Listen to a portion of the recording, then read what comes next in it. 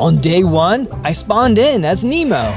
I'm so small, I better be careful. I also noticed I only had 3 hearts. This was going to be really difficult. Nemo! I looked behind me and saw my dad, Marlin. He was swimming out of a small cave towards me. You need to get inside. It's not safe. I hurried inside just as a scuba diver appeared. He took his net and snatched my dad. Dad! I tried to swim toward him, but he yelled back at me. No, stay inside. I'll be okay, I promise. The scuba diver swam away, leaving me all alone. I felt really sad, but it was getting dark. I needed to stay safe in the cave and wait until morning to go looking for my dad. On day 2, I woke up to the sun shining into the cave. I looked around. Dad? Then I remembered what had happened to him. I got really sad again. I'll find you, Dad. I promise. I swam out of the cave to find materials to build some weapons. I managed to make a crafting table, which helped me to craft a pickaxe and sword. Now I feel more ready if that scuba diver comes back. I continued swimming in the reef and discovered that there weren't a lot of other fish around. Hey, get down here. I looked down and saw a shrimp waving at me. I swam down to him. What do you think you are doing? The reef isn't safe, especially closer to the surface. Not since the human has been coming around. Yeah, I saw him yesterday. He trapped my dad. I'm sorry. Do you have anyone else to look out for you? No, I'm alone. I could tell the shrimp felt bad for me. He scurried back into his hole and returned with some kelp. Here, take this. You need it more than me. Thank you. I swam carefully back to my cave with the food. I'm going to protect everyone. They all seem too scared, and someone needs to stick up for them. I arrived at my cave, a plan starting to form in my mind. On day 3, I gathered some more sand and even managed to find some gravel. I started to make a little base for myself around my cave. I wanted to make a dome so that the humans couldn't get in. I got part of the foundation done, but I needed to do some other things to get the dome figured out. All of a sudden, I was smacked from behind. I looked and noticed an eel. Hey, get away! I used my new weapon to smack him back. He got me down to 1 heart, but I finally managed to defeat him. You messed with the wrong fish. I felt my strength grow, and I leveled up into a larger fish. Hey, I have 6 hearts now. Neat. I also noticed that I could swim faster since my fins were bigger. I decided to call it a day. I was beat. On days 4 to 5, I gathered some more materials to build the base. I managed to build a furnace and smelted some sand to make some glass for the dome. I was swimming around when I noticed some bigger fish trying to trap some colorful fish. I swam up to attack the large fish. Hey, get away from them! The colorful fish scattered and the large fish attacked. I managed to get a bunch of hits in and managed to defeat all the fish. Hey! I looked down and saw a fish lying on a rock. It was one of the ones I had hit with my sword.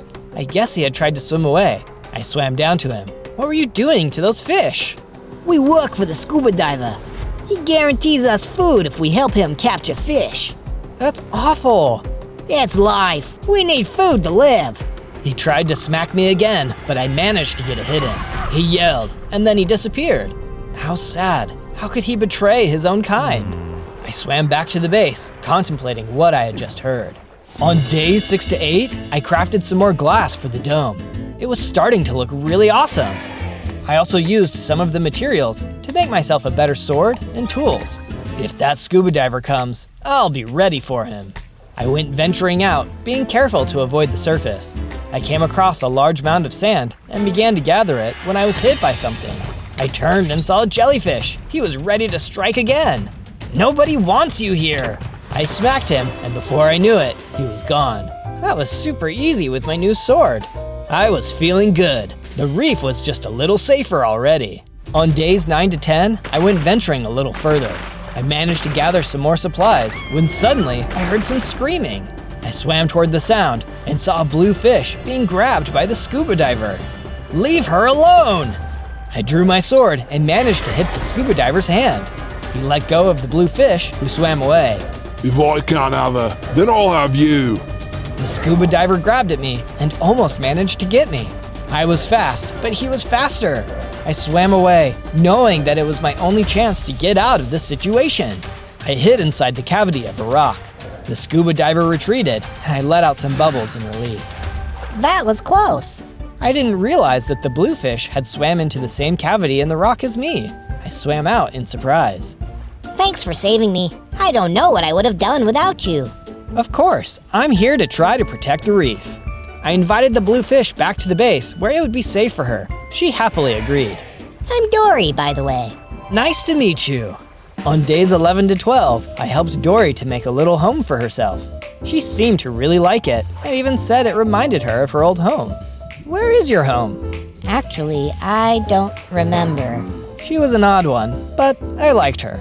I went out to gather some better materials in a nearby cave, but then a group of eels attacked me. Get away from me! They were too strong, so I went to a different cave. I was swimming around for a while, but then I saw some iron. That's exactly what I need. I mined out as much as I could before heading back to the base. I made myself an iron sword, pickaxe, and some armor. This'll show 'em. I went back to the cave with the eels, and I attacked. In no time, they were all gone. Take that! I went into the cave and sure enough, there was more iron. Cool, this'll set me up for a while. I went back to the base and made some more tools. With those, I made some minor improvements to the base. It was starting to look really good. On days 13 to 15, I went out to learn more about this scuba diver. I needed to find my dad and all the other fish he was taking.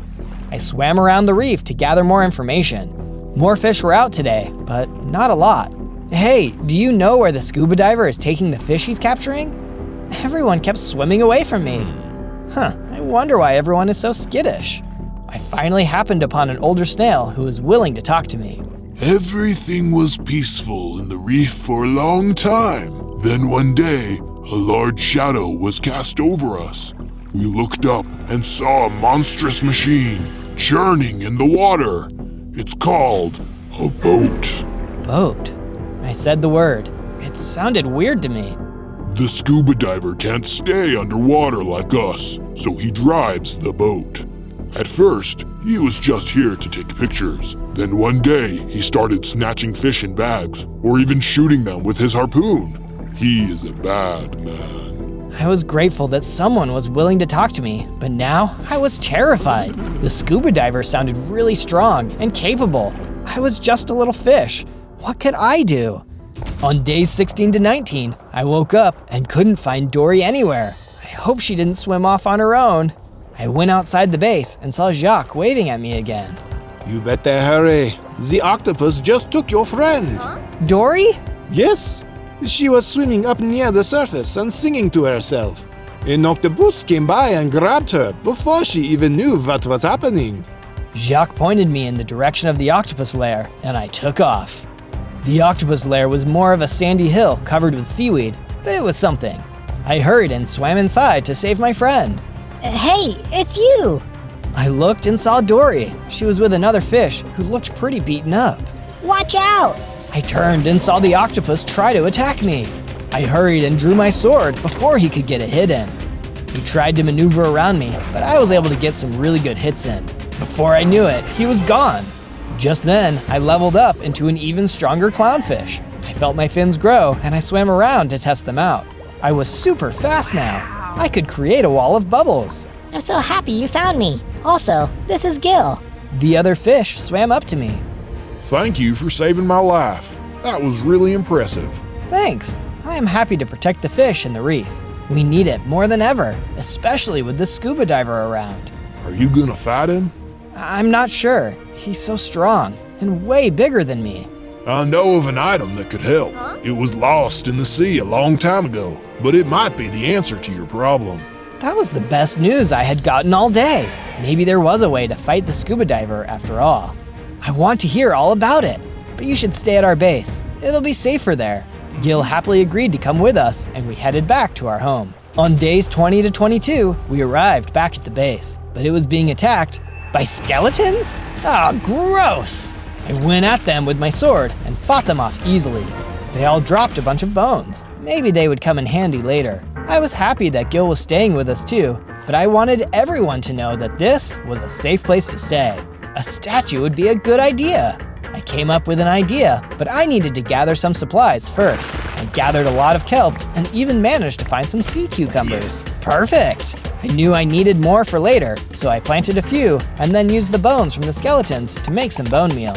I fed the bone meal to the sea cucumbers. I won't be running out of those anytime soon. I went to work on the base of the statue. Can you tell what it's going to be? And if you like swimming along on our adventures, be sure to watch more of my videos by searching for Zozo. That's Z-O-Z-O. And subscribe too, since we sure would love to see you around here more often. On days 23 to 26, some skeletons attacked again. I wasn't too nervous though, they were easy to defeat. They dropped more bones, but I noticed that another one dropped some sea lanterns. This would be perfect to make the dome more bright. They were looking really good. I started to place them around the base and inside the dome. It was looking brighter already. I was outside looking for some more materials when a yellow fish swam up to me. Hello! Someone told me that this is a safe place to stay. My family was taken by the scuba diver, and I don't have a home to go back to. I knew exactly how this fish felt. Please, come in. You are more than welcome to stay here. The fish told me his name was Bubbles as we went inside. I started on making some better houses for Bubbles and Gil. They weren't anything fancy, but they were safe. I made sure to smelt some more glass so that we could expand the dome out. It was looking really great. On days 27 to 31, I went to chat with Gil. I wanted to know more about the item he had told me about earlier. My grandfather told me about an old wise turtle that was a protector of the reef a long time ago. But like now, humans kept invading, stealing fish away, and polluting the ocean. The turtle decided to go to Poseidon to bargain for an item that would protect them. In return, he crafted the turtle a special trident. Poseidon? No way! I know, right? Anyway, the old turtle takes this special trident, but Poseidon says it will only work for those who have pure intentions to protect the creatures of the sea. Makes sense.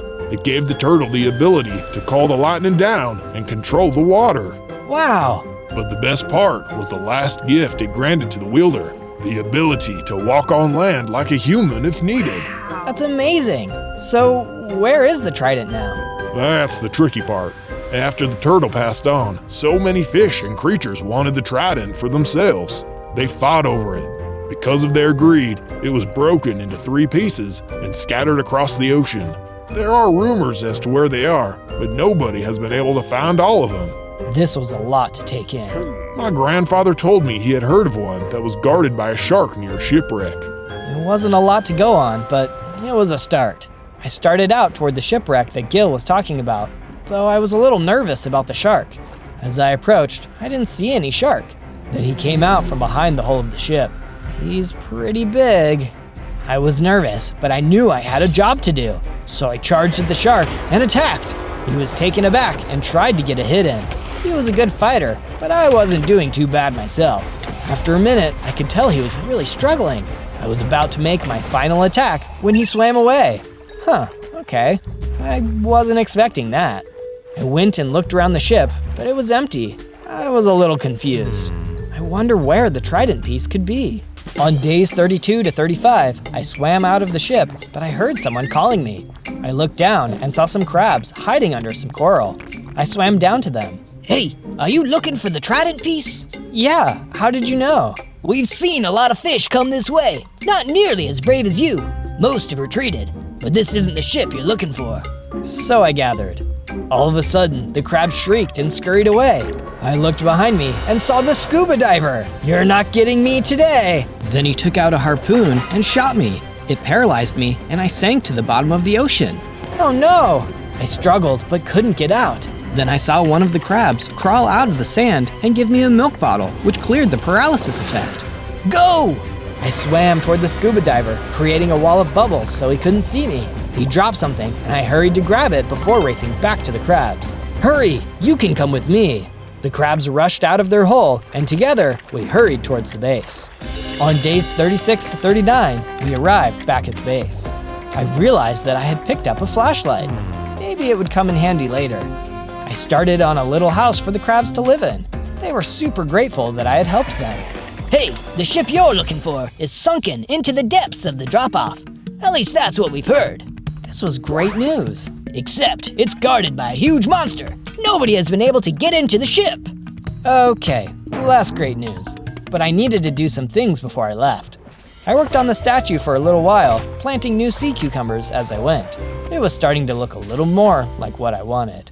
On days 40 to 43, Gil told us that his friend Flo needed help. We invited her into the dome and heard her out. My friend Peach, she's a lobster. She was taken by some eels. They had been terrorizing her for food, but when she couldn't give them any more, they kidnapped her. I can help her. Just tell me where I need to go. Flo directed me to a small, sunken statue that the eels like to hang around. She's probably there. Please, go help her. I promised I would, and I headed out. I made sure to be stealthy as I went along. After a while, I saw the statue Flo had told me about. It looked like a human, holding some sort of bowl. Sure enough, there were a bunch of eels and a colorful lobster sitting in the bowl. I charged. Hey, you give her back! The eels reared up and went to attack. There were a lot of them, and they were getting hits in. I barely managed it, but soon after, they were all gone. Thanks for saving me, mister. No problem. I'm a friend of Flo's. Oh, thank goodness. I noticed a small hole in the base of the statue and looked inside. There was a chest full of prismarine crystals and one shaped prismarine. Nice! I headed out with Peach back to our base. Once we arrived, Flo was super happy to see her friend. They thanked me, and then I went right to making Peach a little home. I then made something for Flo as well. Then I took the prismarine crystals I had found and smelted them into shaped prismarine. Then I used that to make some new prismarine weapons and armor. Sweet! Now I'm ready to take on that monster. On days 44 to 49, I swam to the drop-off and looked down. It sure was dark down there. Oh wait! I have a flashlight! I took out the flashlight I had grabbed from the scuba diver and turned it on. It worked! I started to swim down into the depths. I was swimming for a long time when I finally started to see a ship. Then I saw something moving toward me. It was a goblin shark. Nope, not today. I took out my sword and braced myself. The goblin shark attacked, but I created my wall of bubbles, distracting it. I hurried and swam into the ship, turning off my flashlight. It was pitch black. Hey, is someone there? A voice was whispering from the corner. I didn't dare turn my flashlight on yet. I'm a friend. I'm looking for the missing trident piece. Is that what this is? I thought it was just a fancy stick, but I did manage to grab it. I snuck past the goblin shark to get in, but I haven't been able to get out. Why are you down here? I'm a treasure hunter. I heard there was some stuff down here, but nobody mentioned the shark. I'll get us out of here. Don't you worry. Just follow the sound of my voice. Then, when I say swim, you swim. Okay. I found an opening and I turned on the flashlight. Swim! We swam up as fast as we could. The other fish behind me kept whispering to himself. Just keep swimming, just keep swimming, just keep swimming. After what seemed like forever, we finally got up past the drop-off. I finally looked at the other fish. I bloat. He was a puffer fish, and he seemed really tired. He was also holding what I assumed was part of the trident. Here, take this. I don't want it. He gave me the pole piece, and I studied it. It looked like it had carvings on it. Hey, thanks for saving me, by the way. That was gnarly. Of course. How about we get back to my base so you can rest? Sounds good to me. And with that, we headed back to the base. On days 50 to 53, I helped Bloat get comfortable at the base, and then I headed back out to look for some more pieces of the trident. Someone had to know something. On my way out and about, I saw a huge crater in the sea bottom. There were sharks swimming all around, including the one from the first shipwreck I had gone to. It looked like they had someone trapped in a cage of some sort. Hey, you let them go! I raced down with my improved swimming abilities and attacked the first shark. I was able to take him out and then went to attack his friends. After just a few moments, I was able to fend them all off. I went up to the cage and noticed another shark inside. Ah! I went to swim away, but he called out to me. Hey, wait! Don't leave me! I won't eat you! I swam back to him, a bit apprehensively. You don't eat fish? No, fish are friends, not food. Oh, that's nice to hear. I unlocked the cage and let the small shark out. Thank you. All those other sharks were making fun of me and decided it would be hilarious if they put me in a cage. I'm so sorry they did that to you. He nodded. What brings you all the way out here? I told him all about the scuba diver and the legendary trident I was trying to put together again. I showed him part of the trident I had. The shark got excited. Say, I have something that looks like that. The shark, whose name I learned was Bruce, swam a little further into the crater. There was a little alcove that held a small chest. I opened it, and sure enough, there was a piece of the trident. Whoa, thanks! No problem. The sharks found that here, but they figured it was some sort of fancy stick. But we kept it anyway. I tried to put the pieces together, but nothing happened. I would probably need all of the pieces before it would meld back together. I invited Bruce back to the base. We might need to expand it a little bit, since you are bigger than most of the other fish living there. I'll be sure to help out. We headed back to the base, ready to make some big renovations. On days 54 to 57, Bruce and I arrived back at the base. At first, everyone was a little scared of Bruce, but after a while, they all started to warm up to him. They even helped me make some improvements for him. We built another dome attached to the main dome. This way, people could have more space for themselves. I also made myself a little chest to store the trident pieces in. I didn't want to carry them all the time and risk someone stealing them from me while I was outside the dome. I was about to make some more improvements to the base when Dory swam right up next to me. Hello, could I get your help with something? Sure, Dory. What is it? Oh, I just forgot. She swam away for a little bit, then came back a moment later. I remember. Could you help me find some purple shells?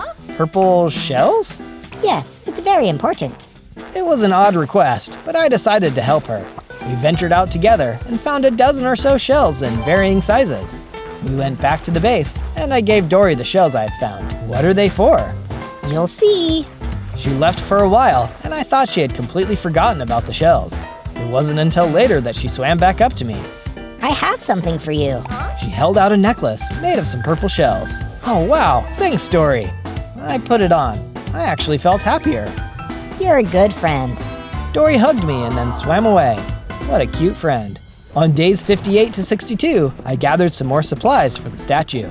Flo and Gil even helped me with gathering and building some parts of it. It was looking really nice. We were heading back inside the dome when we noticed that there were some of the scuba divers' minion fish attacking the base. Get away, you traitors! I smacked them with my sword. I swam around and noticed that everyone was there except Bloat. I looked in his house and noticed a note. It was from the scuba diver, telling him to look for the legendary item at the ship and to infiltrate my base. Bloat was a traitor! I hurried and went to the chest near my cave, and just as I had suspected, the trident pieces were gone. I went back to the base and told everyone that Bloat stole the trident pieces. Everyone saw how upset I was and started to all talk at the same time. It was a little too much for me, so I went into my cave to think. What am I going to do now? I looked at Bloat's note again and noticed something on the back. There was a map with a location circled. This must be where he's going next. I've got to stop him before it's too late. On days 63 to 66, I traveled to the location on the map. It was a rock formation with all kinds of coral growing on it. Then a fish emerged from the coral. He had blended right in. Get away from here. We don't want any more trouble. He tried to bat at me with his fins, but I backed up. Trouble? I'm here to stop all the trouble. The fish looked at me again. I'm looking for the third trident piece. I was led here with a map. Do you know where it is? Yeah, I do. But some other fish came by a little while ago asking the same question. In fact, some of them said they would be back. Just then, I saw the minion fish swimming up to us. I drew my sword. Stop bothering these innocent fish! I charged and attacked. Before long, they were all gone. That was impressive. I swam back to the camouflage fish. Here, I think you need this after that fight. He handed me a burger and said it was a Krabby Patty, whatever that was. Thanks. So, can you tell me where the trident piece is? It's hiding in the lair of the large glow squid. It's basically impossible to get to, but that pufferfish and his goons might have a chance. That must have been Bloat. The fish told me exactly where the lair was, and I swam as fast as my fins would go. On days 67 to 70, I made it to the lair of the large glow squid. It was an old underwater temple. Outside of it were some minion fish. They looked like they were guarding it. Then I saw Bloat and a few more minion fish emerge from the large cave. I charged at them. You traitor! I thought you were my friend! Bloat saw me and got scared. He tried to hide behind the minion fish, but I easily took a few of them out. Bloat tried to swim away, but I smacked him with my sword. He looked at me angrily, and then he puffed up. I felt a sharp pain in my side, and then I blacked out. On days 71 to 74, I woke up. I felt really sick, and there was a pain in my side. I looked and saw one of Bloat's needles lodged in between my stripes. I pulled it out and groaned. Ouch! I knew I needed to check the lair, so I swam down and saw an alcove with a chest. It was empty. Bloat must have gotten the item before I blacked out. I didn't have much strength, so I ate some kelp. I felt so sick and knew I needed to get back to the base to rest up. I made the long journey home, wondering what my next move would be. On days 75 to 78, I made it back to the base and rested for a little while. Once I was feeling more like myself, I made some improvements to the base. I added to the domes and made some lights. I also started on a new dome in case we had more fish arrive. I was about to clean out Bloat's little alcove when I heard a weird noise outside the dome. I went out to see, and it was Bloat! What are you doing here? I was trying to sneak back in to get some of my things. Get out of my way. You traitor, you aren't welcome here. I lunged at Bloat, making a wall of bubbles to distract him. Then I slashed at him with my sword. I wasn't going to let him knock me out again. He was very disoriented, and before long, I took him out. Then, just like before, I felt my strength surge, and I leveled up into an adult clownfish. I now had 15 hearts. Yeah, I'm unstoppable! I looked up and noticed that Bloat had dropped something. I was hoping that it was part of the trident, but it looked like a paper. He must have already given the trident pieces to the scuba diver. I looked closer at the paper and realized it was a map of where the scuba diver docked his boat. It looked like it was on a schedule and switched every couple of days. This is good information. Yes. I also checked out Bloat's alcove, and sure enough, I found some good stuff, like refined prismarine ingots and some healing potions. This is just what I need. I felt bad about Bloat, but ultimately, he had made his choice. Hopefully now, it would be easier to defeat the scuba diver.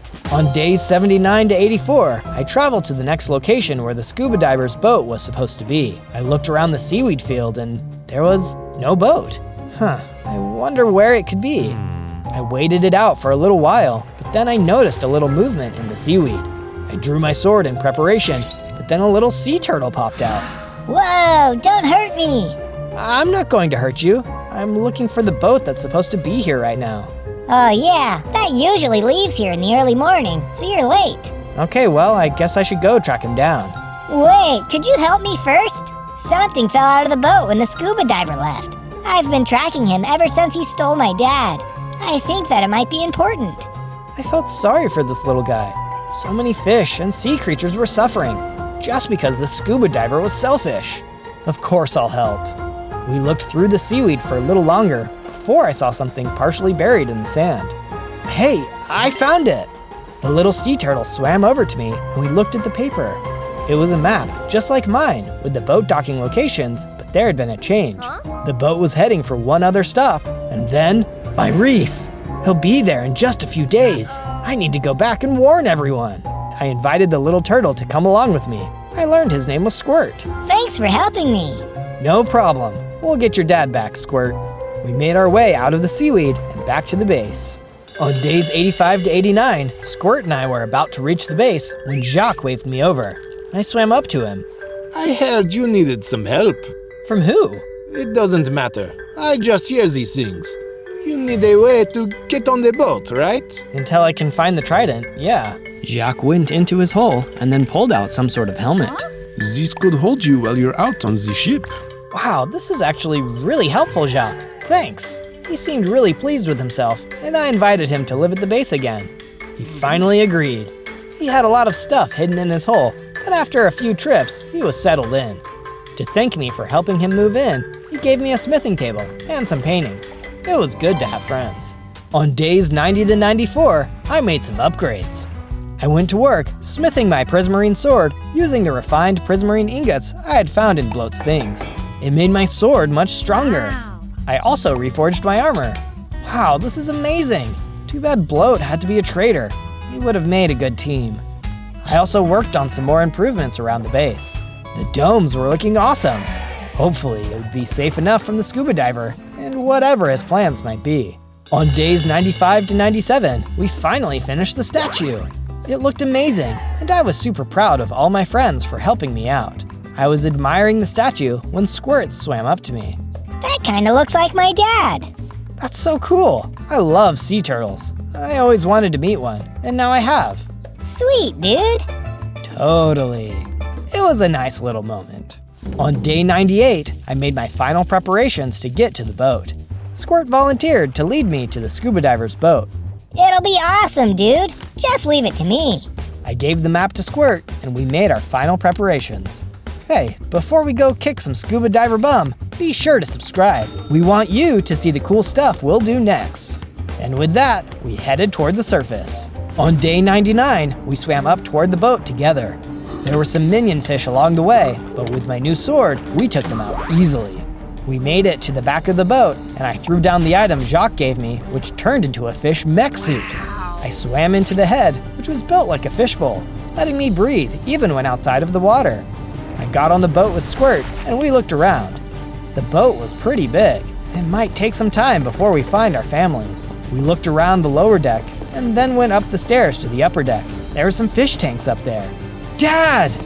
I saw him immediately, his orange scales shimmering among the other fish. Hey, I told you to stay safe down below.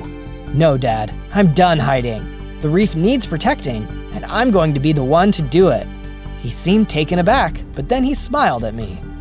I'm so proud of you. And with that, I broke the fish tanks, scooping the fish into buckets I found and throwing them back into the ocean. Hey, Squirt! I looked and saw a larger tank with a sea turtle. Dad! I broke that tank as well, letting Squirt's dad out. Rad, man. Thanks for the assist. Of course, Mr. Crush, man. Crush. Crush and Squirt thanked me and jumped overboard with the rest of the fish. I saw my dad looking at me from the water's surface. Look out! I turned around and saw some seagulls. They were trying to grab me out of the fishbowl. On day 100, I fought off the seagulls. They kept screeching at me, but I didn't care. I needed to find the trident. I maneuvered around the seagulls, and after a few hits, the rest of them flew away scared. How pathetic. We turned and saw the scuba diver, no longer in his gear. But he had the trident in his hands. He had managed to put it together. It's time for you to leave the reef. Not a chance. The scuba diver ran at me, ready to strike. I aimed for his hand that was holding the trident and hit him with my sword. He dropped the trident and I rushed toward it on the floor.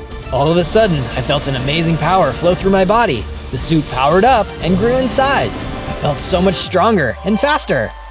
No! The scuba diver ran away toward a room. He shut the door behind him. Coward, come out and fight me. I thought he was trying to get away, but then I heard a loud noise. He broke open the door, revealing himself in an even bigger diving suit. He had one hand that shot harpoons, and the other was some sort of electric fist. The scuba diver was scary, but I wasn't going to let that stop me. This ends here. I charged, and so did the scuba diver. We exchanged a lot of blows with our weapons, but then I decided to have some fun. I urged the water to create a giant wave that rocked the boat. I also summoned the lightning to come down from the sky, striking the diver. He was looking pretty rough, and I wasn't making it easy for him. You're just a fish. I'm a human. You will never defeat me. I channeled the power of the storm into the trident before throwing it at him one last time, summoning a huge bolt of lightning. The sky boomed with thunder, and there was a huge flash of light. When it subsided, I saw that the diver was gone. I had defeated him. Yeah! I raised the trident in triumph before swimming back down to the base. Everyone cheered as they saw me. The reef was finally safe, and I was back with my dad. Everything was back to the way it should be. On day 1, I spawned in as a cute and not so ugly little duckling. I'm so tiny, I've only got 2 hearts. I guess that checks out. I'm not strong, I'm just a square of fluff. At least I can fly. Nope, I can't fly yet, but I can swim. And check out my duck family. I've got a mama duck and a bunch of duckling siblings. They were all swimming in a pond. Hey guys, wait up for me. Wow, this sure is peaceful, just paddling along. My siblings and I had a great time splashing around together and following Mother Duck around. We didn't even run into any trouble. As the sun set that night, we made a little shelter and all huddled together to go to sleep. Maybe this will be an easy 100 days of survival. Hey, a duck can dream. On day 2, we were all awoken by the sound of loud barking.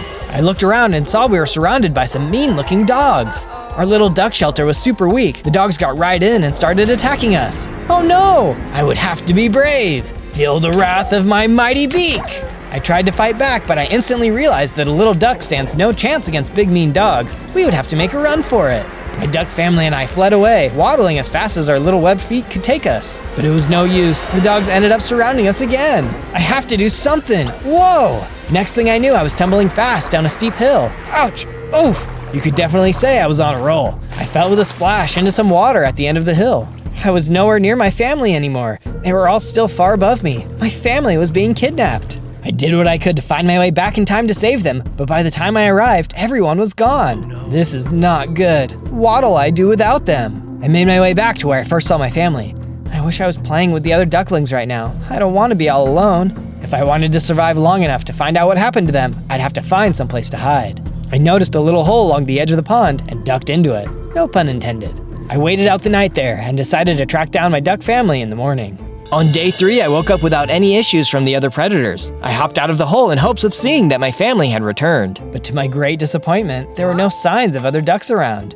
With nothing else to do, I went around and started collecting and mining materials to build a better shelter. I didn't want to be out in the open if the dogs returned. I'll have to be smarter than the average bird brain when I build this shelter. I need to keep the big, bad dogs out. Eventually, I had a good amount of supplies and started crafting my craft table, wood tools, and then began the beginnings of my little house by the shore of the pond. Location, location, location. This house had a great view. It was the perfect spot for a duck like me. On days 4 to 5, I still needed lots more materials for my base. I had to waddle off a little farther away from the pond to get more materials. Suddenly, I saw a peacock in the distance. I came closer and asked the peacock if I could get some wood. I explained my situation to him. The bird gasped. My family was kidnapped by a group of dogs, too. No way! What are the chances of that happening? Do you know where our families were taken? The bird wasn't sure, but explained that they were being kept somewhere so their feathers could be harvested over and over. That's awful, ruining lives just for some measly feathers. We heard a rustling and out jumped an ocelot. The peacock was instantly spooked and ran away.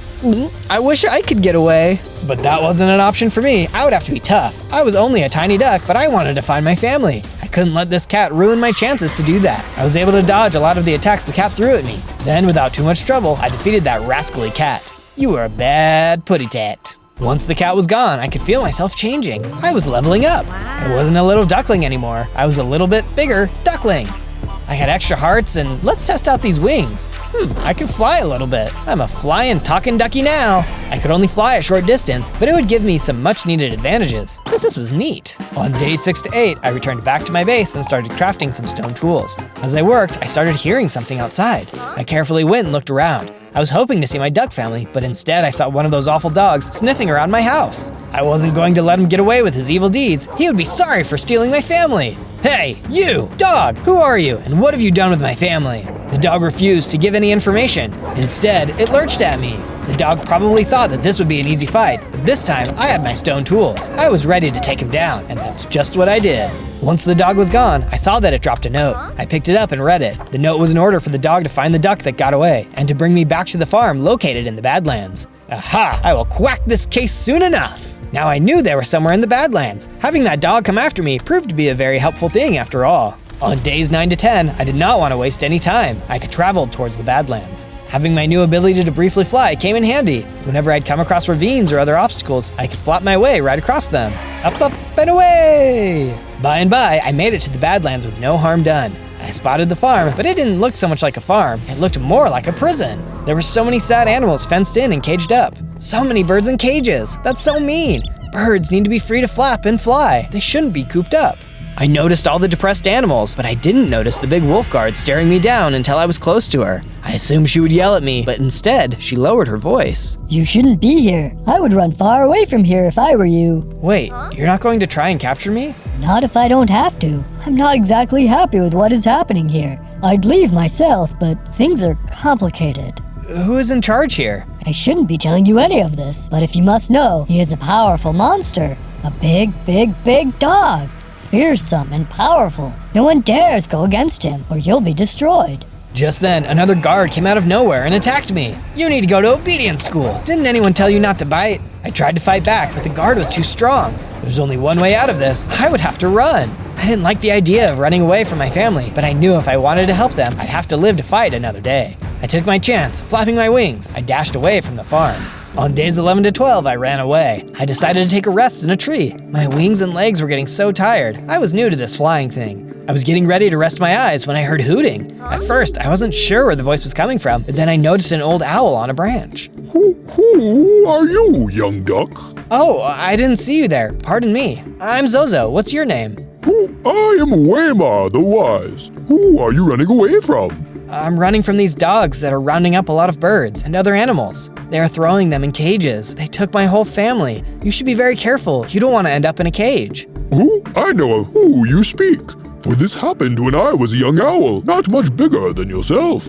Animals were being taken from their homes and forced to do the bidding of their captors. We fought together and eventually defeated our foe. I'm much too old to fight again, but I can see the world is in need of a hero. Perhaps that hero is you, Zozo.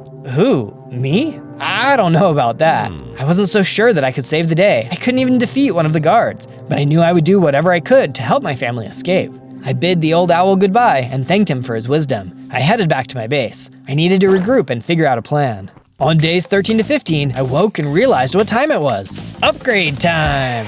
I wasn't strong enough yet to go up against these dogs in the Badlands, but I could make my base more secure. After all, they could be sending more dogs out to grab me at any minute. So I started improving my little lakeside home. Man, I can't believe Big Dog is capturing all these animals. It's so messed up. If I didn't figure out something quick, more animals would be in trouble. I finished my upgrades and really wished my duck family could see the home I was building for them. I think they would get a quack out of it. Thinking of them made me get an idea. I could totally have them with me, just in a different way. A statue way. You know what time it is, right? Statue making time! I began building and thought about how the ducks taught me a lot. Life should be spent with the ones you love, and being free as a bird. I liked the way it was coming along. The statue family would keep me company until I rescued my real family. I was really getting into building the statue when I heard a bird chirping excitedly. It was the peacock that had run away from the wild ocelot. Well, bless my soul, it's you. Good to see you're still alive after that run-in with the cat. Yeah, me too. My name is Zozo, by the way. I'm Taffy. I noticed your nice lake house. Did you build that all on your own? Yep, now I'm working on a statue of my duck family that got taken away. It's hard living on your own, isn't it? I miss my family too. Say, you could live here with me if you want. We can keep each other safe. I am working on a plan to rescue our families. Taffy thought that sounded great. As long as I won't be too much of a burden. I went inside and I made sure that she had everything a bird could need. On days 16 to 19, I decided it was past time I got around to making some iron weapons. I wandered around the area, and after a bit of flying around, I spotted something interesting. It was a mine shaft. Bingo! I entered the mine and followed the maze tracks to some iron. Of course, it wasn't a walk in the park down in the mines. It was a walk in the dark. I met some zombies and skeletons down there that were interested in ending my life. Back off, I've got a sword and I know how to use it. I started swinging my sword at them and had a couple close calls, but I knocked them out pretty quickly. It was good to see I was learning how to hold my own. Still, I didn't care to run into any more creatures, so after I had enough iron, I booked it out of the mine as fast as I could. Back at the house, I readied my supplies and got to work, crafting my stronger weapons and armor with my crafting table. These will give me the edge I need to go up against those tough guards. On days 20 to 22, it was time to release the Quacken. I told Taffy to keep a bird's eye on the base while I returned back to the Badlands. This time, I would be ready. Those guards won't see me coming. Because this time, I wasn't going through the door, I was flying overhead. I know what you're thinking, I wasn't the most accomplished flyer, but I could fly better than those dogs could. It was worth a try. As I approached the walls of the farm, I took a running start and launched into the air. I'm like a flying ninja. Yay, there's a duck flying over our walls, into the farm. Now that's what you call a bird brain. Well, I guess I wasn't as stealthy as I hoped I was. I landed near the guards. Wait a second, it's that troublesome duck that keeps getting away from us. Get him! I jumped into the air, dodging attacks. Toucan, play at this game, on guard. I got out my weapons and started handing out damage. I couldn't lie, it was a bit daunting. They would get a hit or a bite, but with my armor protecting me, they were toast after a few hits. What a rough day for you dogs, getting your tails handed to you by a little duck like me. Finally, I had finished the guards off. I didn't waste any time searching for my family. I started running all around the ground, searching for my family. I wanted to save all the other animals I saw, and I promised myself I would help them. But first, I had to locate my family. But they weren't in any of the cages or fences. Where are they? What is all this squawking and hollering? A chill ran down my spine. A giant creature stomped loudly out of the foreboding base. It was enormous. A big dog. I was terrified. Guards, why are you letting some pipsqueak cause such a ruckus, eh? Looks like somebody ought to teach this quacker a lesson. Big dog let out a psst, psst, psst. Out came a tiger. He charged at me. I tried to fly away, but it was no use. This big cat could jump high. I used my weapons, and his attacks broke my armor quickly. I was exposed, and I was losing hearts fast. Hi-ya! A big wolf came bounding into the fight. It was the nice guard. She told the tiger to back off. Let's get out of here. We ran for it. Who knew how many more guards would come running after us? Or worse, Big Dog. Shockingly, the tiger didn't chase after us. After a while, we felt safe enough to stop running. You saved my life. I couldn't stand by any longer, and you're really brave. You might have what it takes to take down the farm. I failed to save my family for a second time. I think it's pretty obvious I can't do that. The wolf assured me that she believed in me. It was nice, but I still felt awful that I hadn't saved them yet. Where are you going to go now? Honestly, I didn't think that far ahead. I just couldn't let you become catnip. I have a base I'm building with another bird friend. Why don't you come live there until you figure things out? I'd be very grateful to stay with you both. I led the way back to the lake house. By the way, I'm Zozo. What do I call you? Awoo is the name. Seems fitting. On days 23 to 26, we got back to the base. Taffy greeted us, and I introduced Awu to Taffy. I'll need to do some upgrades and add a room for you, Awu. It shouldn't take too long. I made sure to make the room nice and spacious for Awu. It was the best room in the house. I noticed I hadn't added to my statue in a while, so I got to work on that too. You know, I think I'll add my friends to this piece. I'd like to honor all my good friends and family. Just then, Awu came trotting up. Wow, this is looking great. Everyone watching should subscribe so that they can see all the other cool stuff you'll make. What do you mean, everyone who's watching? It's just us here. They know who they are. On days 27 to 31, I went out exploring to find new resources. I was pecking around when I heard someone who sounded very upset. I followed the voice and came upon a raccoon. Hello, is everyone okay? No, everything is not okay. I've been kicked out of my house by a big old monster. He thinks he can just push me out of my home because he's mean and can destroy me super fast. Huh, nobody ain't got no respect these days. I tried to calm the raccoon down and asked him to show me to his house. He walked away and showed me to his home. I approached the door, and sure enough, there was a monster cooped up inside. The monster growled and told me to get lost before I became its next meal. Listen, this isn't your home. You really shouldn't take things that aren't— Are you still talking? Be gone! Be gone or be eaten! Silly food talking back to a predator such as I? If I weren't so cozy in here and already eaten 3 meals today, why, I'd gobble you up in one bite. Scram, pests! It was clear this rude guy wasn't going to listen to anything I had to say. I'd have to teach this guy some manners, and I had an idea.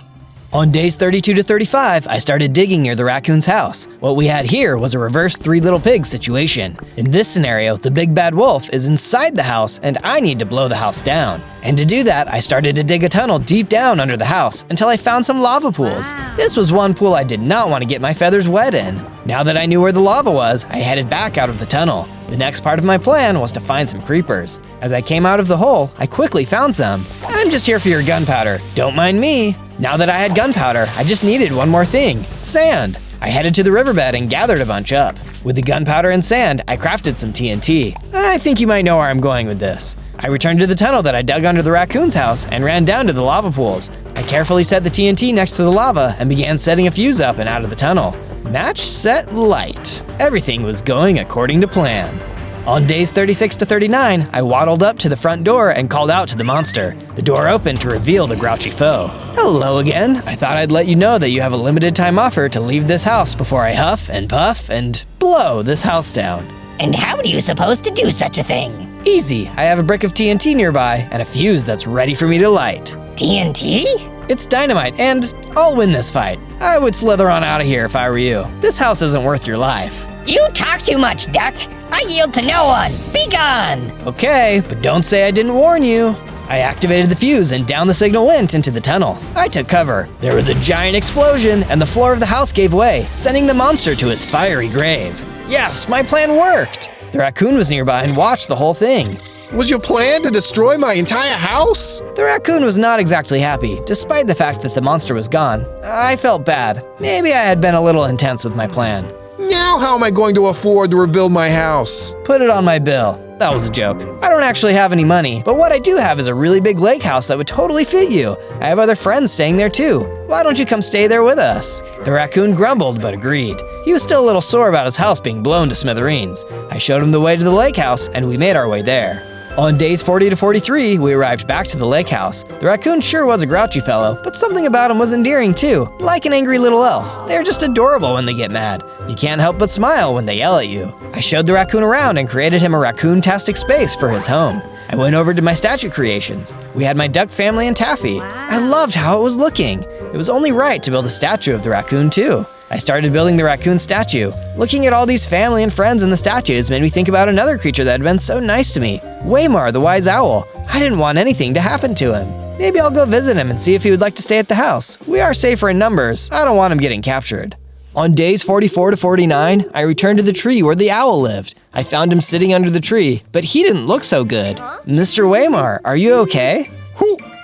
Ah, Zozo, my dear boy. I was worried you might have been one of the henchmen. I'm fine. I'm just feeling a little under the weather. It's hard to get food and such these days. I can't fly, you see. I'm kind of stuck in this tree. That was not good. I couldn't stand by and let Waymar suffer. I told Waymar that I wanted him to come live at the house with us and we would help take care of him. He was so grateful but didn't know how he would get there. I'll figure out something. I'll find a way to carry you there. I immediately thought of the mine carts in the mines. Oh, those would work great. I just needed a way to push it along. I headed back to the mine and started collecting the tracks for the cart. I would make a track from the owl's tree to the base. That should be enough. I took everything back to the owl and laid some tracks down and rebuilt the cart. Climb aboard. Once he was in, I pushed Waymar along in the cart, picking up the tracks as I went along and setting them ahead until I made it all the way back to the lake house. I was excited to build him a room in the house. My little misfit family was growing so much. Waymar was super grateful for the help. He couldn't believe he had us to care for him now. Ain't no thing but a chicken wing. I'm an owl. On days 50 to 53, I decided to go deeper in the mine to find some diamonds. I hadn't seen diamonds yet, but I was certain I'd run into some if I went a little farther in. As I went deeper, I ran into a big stinky toad. I smell something most foul, and it's not me. Aha! Care for a slice of my sword? I swung my sword while the toad tried hitting me with his tongue. He was no match for me though, and I quickly took him out. I went a little farther and ran into some tarantulas too. Ooh, these guys creep me out. I made quick work of them, swinging my sword as hard as I could. They too were soon gone. That's when at long last, I had found the diamonds. I mined them up as quickly as I could and then headed back home to make them into things. I made a strong pair of armor and some super strong weapons. As they say, diamond weapons hurt forever. I definitely felt I had a better chance of kicking bad guy booty with these upgrades. I just needed to figure out where my family was being held. As I was crafting, one of my friends told me Waymar needed to see me, so I went to his room. Hey, Waymar the Wise, you wanted to see me? Oh, Zozo, I have loved being here. I feel so much happier. I hate to seem ungrateful for asking you anything, so you know what? Never mind. It was silly anyways. No, please, I want to help. I'm happy to do anything. Anything at all. Well, okay, if you insist. I have the most overwhelming craving for a tropical fish. I loved eating it when I was younger. My siblings and I would devour them when we were in the nest together. Oh, how I miss those days. Sure, that's no trouble at all. I'll go right away. Waymar was so excited to hear I would help him. I started on my quest immediately. On days 54 to 57, I finally reached the water. There was a perfect spot for catching tropical fish. Now, if I was a gorilla or hoglin, I might have trouble getting this fish, but I was a duck, so I was in luck. I paddled out into the water and dove after the fish. Okay, this is a little trickier than I thought. I spotted a school of fish and started swinging my sword. Eventually, I got one. I kept swinging until I had gotten a few more.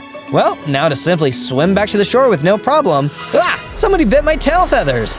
It was a shark. I was under attack. Actually, I was more over attack as the shark was below me. Oh, you like picking on smaller fish, do ya? Wait a second, don't you eat smaller fish too? Well, yeah, but that one was supposed to be mine. Now scram! I fought the shark. It was tough, but eventually I won thanks to my upgrades. Oh, check me out. I'm growing. I'm a much bigger duck now. I had leveled up. Finally! Hey, maybe I can fly now. I thought a happy thought, took off running, and started flapping my wings. I zoomed into the air. This was amazing. I can fly! I can fly! I can fly! On days 58 to 62, I arrived back in the base with the fish. As I climbed into the base, I saw that Waymar was even worse off. Oh no, Waymar, you don't look so good. Here, I brought you your favorite fish. This should help. Thank you, Zozo. I don't have the energy to eat it just yet. Let me just put it here. I remember when Mother would return home with the fish back in 1932, just as you just did. She liked them lightly pan-fried and put a dollop of cranberry sauce on the side. Waymar? Waymar? Waymar suddenly passed away with a smile on his face. I wondered if I had gotten him the fish sooner if I would have saved him. but I was also glad he took his final breath, knowing he was cared for and not alone. He was going to be very missed. On days 63 to 66, I was moping around the base. I felt so sad, and that was okay. I just needed to let out my feelings and be upset. I went over to the statues and had a good sob while I added another one to the bunch. I wanted to honor Waymar's memory by adding him to the group. The statue made me feel better, and I could smile again. There was my wise friend Waymar staring back at me. This place was becoming a whole museum full of statues. It was beautiful. On day 67 to 70, Awu came up to tell me that they had found something. It's a note from Waymar. You're going to want to read this. I took the note and read it. Zozo, check out the old fort east of here. Your family might be there. And remember, things aren't always what they seem. Just because you can't hear or see something doesn't mean it isn't working. Believe in yourself and your plans. What was that supposed to mean? It was a nice sentiment, but I feel like it was some kind of coded message. I'd try to remember that. Well, Awu, looks like I need to follow these clues. Can you help keep watch over the lake house while I'm gone? Awu was up for the task. In the morning, I would take my leave. On day 71 to 74, I went in search of the hidden prison in the tundra. As I traveled across the snowy forest, I spied a fort hiding in the mountains. Is that it? I saw that the fort was active and that there were guards that looked just like the ones from the farm. They were carrying large shipments of feathers out of the fort. This place must be a prison where the other ducks and birds are being held captive. They are harvesting their feathers. My blood boiled. I didn't waste another moment. I drew my diamond weapons, and with my diamond armor, I charged in. I started swinging my sword with all my mighty duck strength. Those guards didn't stand a chance. I couldn't believe how easily I blew through them all. Feel the wrath of my revenge. I made my way into the prison, cutting down anyone who stood in my way. I was feeling like I could take on anything at this point. On days 75 to 78, I reached a room that looked important. I barged in unafraid and saw the tiger that had almost destroyed me back at the farm. I felt a tinge of fear creep back into me. Did I have what it took to go up against him? Regardless, what choice did I have now? My family could be in this very room. I shook off my fear and went head to head with the cat, or clawed a sword rather. This tiger was still tough. I got lots of good hits in, but he was so strong. It wasn't doing that much damage. He was good at blocking too. He even scratched me a few times. And I saw tons of birds in cages. Maybe my family wasn't here. As we fought, I noticed a big lever. It looked important. I took a chance and hit it hard. All of a sudden, the cage door swung open. The birds were free. The tiger was in shock at his sudden misfortune. What's the matter? Cat got your tongue? Some of the birds started to attack him. While he was distracted by all of the birds flying out of their cages, I was able to attack his weak spot. He was done for. The tiger was no more. I looked around the room and saw my baby duck siblings. They were so excited to see me and couldn't believe how much I had grown. I was so relieved to see them. And where's Mama Duck? The ducks look sad. Mama got taken by the big bad dog to his mansion. The other birds say that it's on some sort of volcano. That seems like a bad place to build a mansion. This dog isn't as smart as I thought. Don't worry, little ducklings. I will rescue Mama. On days 79 to 84, I spent some time searching the room where I had originally found the tiger. You never know what kind of information you can find, and this tiger was clearly a leader of this operation. He had all sorts of confidential information laying around, and if nothing else, I could take his valuables. He didn't have any use for them now that he was toast. I looked all around and found a treasure chest. Bingo! I opened it up and found a map. I looked closer. Well, what'll you know? A map right to the volcano mansion. And what else do we have here? I saw that there was a whistle in there too. I blew it, but nothing happened. Why he kept a broken whistle, I'll never know, but I'll just keep it, just in case. With the room fully inspected, I went back to the ducklings. Alright you guys, let's get the quack out of here. I built you a home that's super secure. Let's go! I saw some of the birds that had helped in the fight against the tiger. They looked unsure of where to go and what to do. I invited them back to the lake house with us. They were very grateful and agreed to come with us. We waddled as fast as we could back to the base. On days 85 to 89, I returned safely home with all my ducklings in a row. I immediately started expanding the house and made more rooms for all of the birds. They loved their new living quarters. Sure beats a small cage. Awu and Taffy had something exciting to show me while I was away. We built something very enchanting. They had found items to make an enchanting table and had what we needed to enchant my armor. Wow, thank you! This is incredible! If I wanted to rescue Mama Duck, I needed to be as ready as possible for going up against Big Dog. This would give me a fighting chance. On days 90 to 94, I walked over to my field of statues. They were almost all done. I just needed to finish building the rest of Waymar's statue. I was so excited to reveal all of my statues to my friends. As I looked at Waymar's statue, I thought about the strange note he had given me. Just because you can't hear or see something doesn't mean it isn't working. You know, that gives me an idea about something. I put the finishing touches on the statues and it was finally finished. A field of all my favorite friends. What a sight! On days 95 to 97, I knew it was time to go rescue my mom. I followed the map to the mansion on the volcano. This place was spooky. I could see the appeal of building a mansion on the volcano now. That is, if you're an evil villain, it's perfect for that vibe. I had to admit, I felt a bit scared, and that was okay. That didn't mean I was going to run away. No, I was saving my mother, come dogs or lava. I brandished my weapons and started fighting my way through the guard dogs along the path to the door. On day 98, I was exploring the mansion when I went into a room with a strange-looking bunny man inside of it. What the? Who are you? Who am I? Who are you? Oh wait, I'm you! You're me! Yeah, you're me from my bunny video! Oh yeah, that was an awesome adventure! When everyone is done watching this video, they should go check that one out. Amazing! Well, I've got a family to save. See ya! On day 99, I made it into Big Dog's lair inside of the spooky mansion. After defeating tons of guards, I felt something funny happening. I was leveling up. This is just what I needed. I needed to be a mighty duck to defeat a massive dog. I'm as strong as I can get now. I was super buff. I was going to give Big Dog some trouble with my new strength. He's going to have to answer to this firecracker. It was time for the ultimate smackdown. I looked around the room and saw Mother Duck in a cage. Mom! Zozo, what are you doing here? I'd like to ask you the same question, troublesome quacker. Huh, looks like you haven't learned your lesson. And you've been hitting the gym, I see. Like that's gonna help you. I'm here to take my mother home. Can't you see me and your mom are madly in love with each other? Trying to split us up, are you? I'm not in love with you, you freak! You will be if I keep you locked up long enough. It's called Stockholm Syndrome, love. Look it up. Works in the fairy tales all the time. Dude, you've got some serious issues. This is no way to treat someone you like or love. That's no way to treat anyone. What a weirdo. This dog needed to be put out of his misery. I drew my weapon and attacked Big Dog. I gave him everything I had. Every bit of strength I could muster went into every hit. But he was still too strong. I was barely making a dent. Compared to him, I was like a yappy chihuahua. My blows were just not dealing enough damage. Maybe he was right. Maybe I couldn't defeat him. Had I come all this way just to fail? Then I remembered the broken whistle in the chest. Just because you can't hear or see something doesn't mean it isn't working. I pulled out the whistle and blew it. Nothing. But that's how it was supposed to work. It was a dog whistle. Only dogs can hear it. Big Dog stopped attacking and sat politely. Good boy. Now play dead. Big Dog's armor came flying off of him. Go look! Big Dog was completely hairless. Big Dog explained that he wanted all the feathers to cover his naked self. There is nothing wrong with being hairless, and I'm sure many of us would have donated feathers to you, but you chose to ruin people's lives over this. I have had enough with your silly excuses. You aren't going to cage up anyone ever again.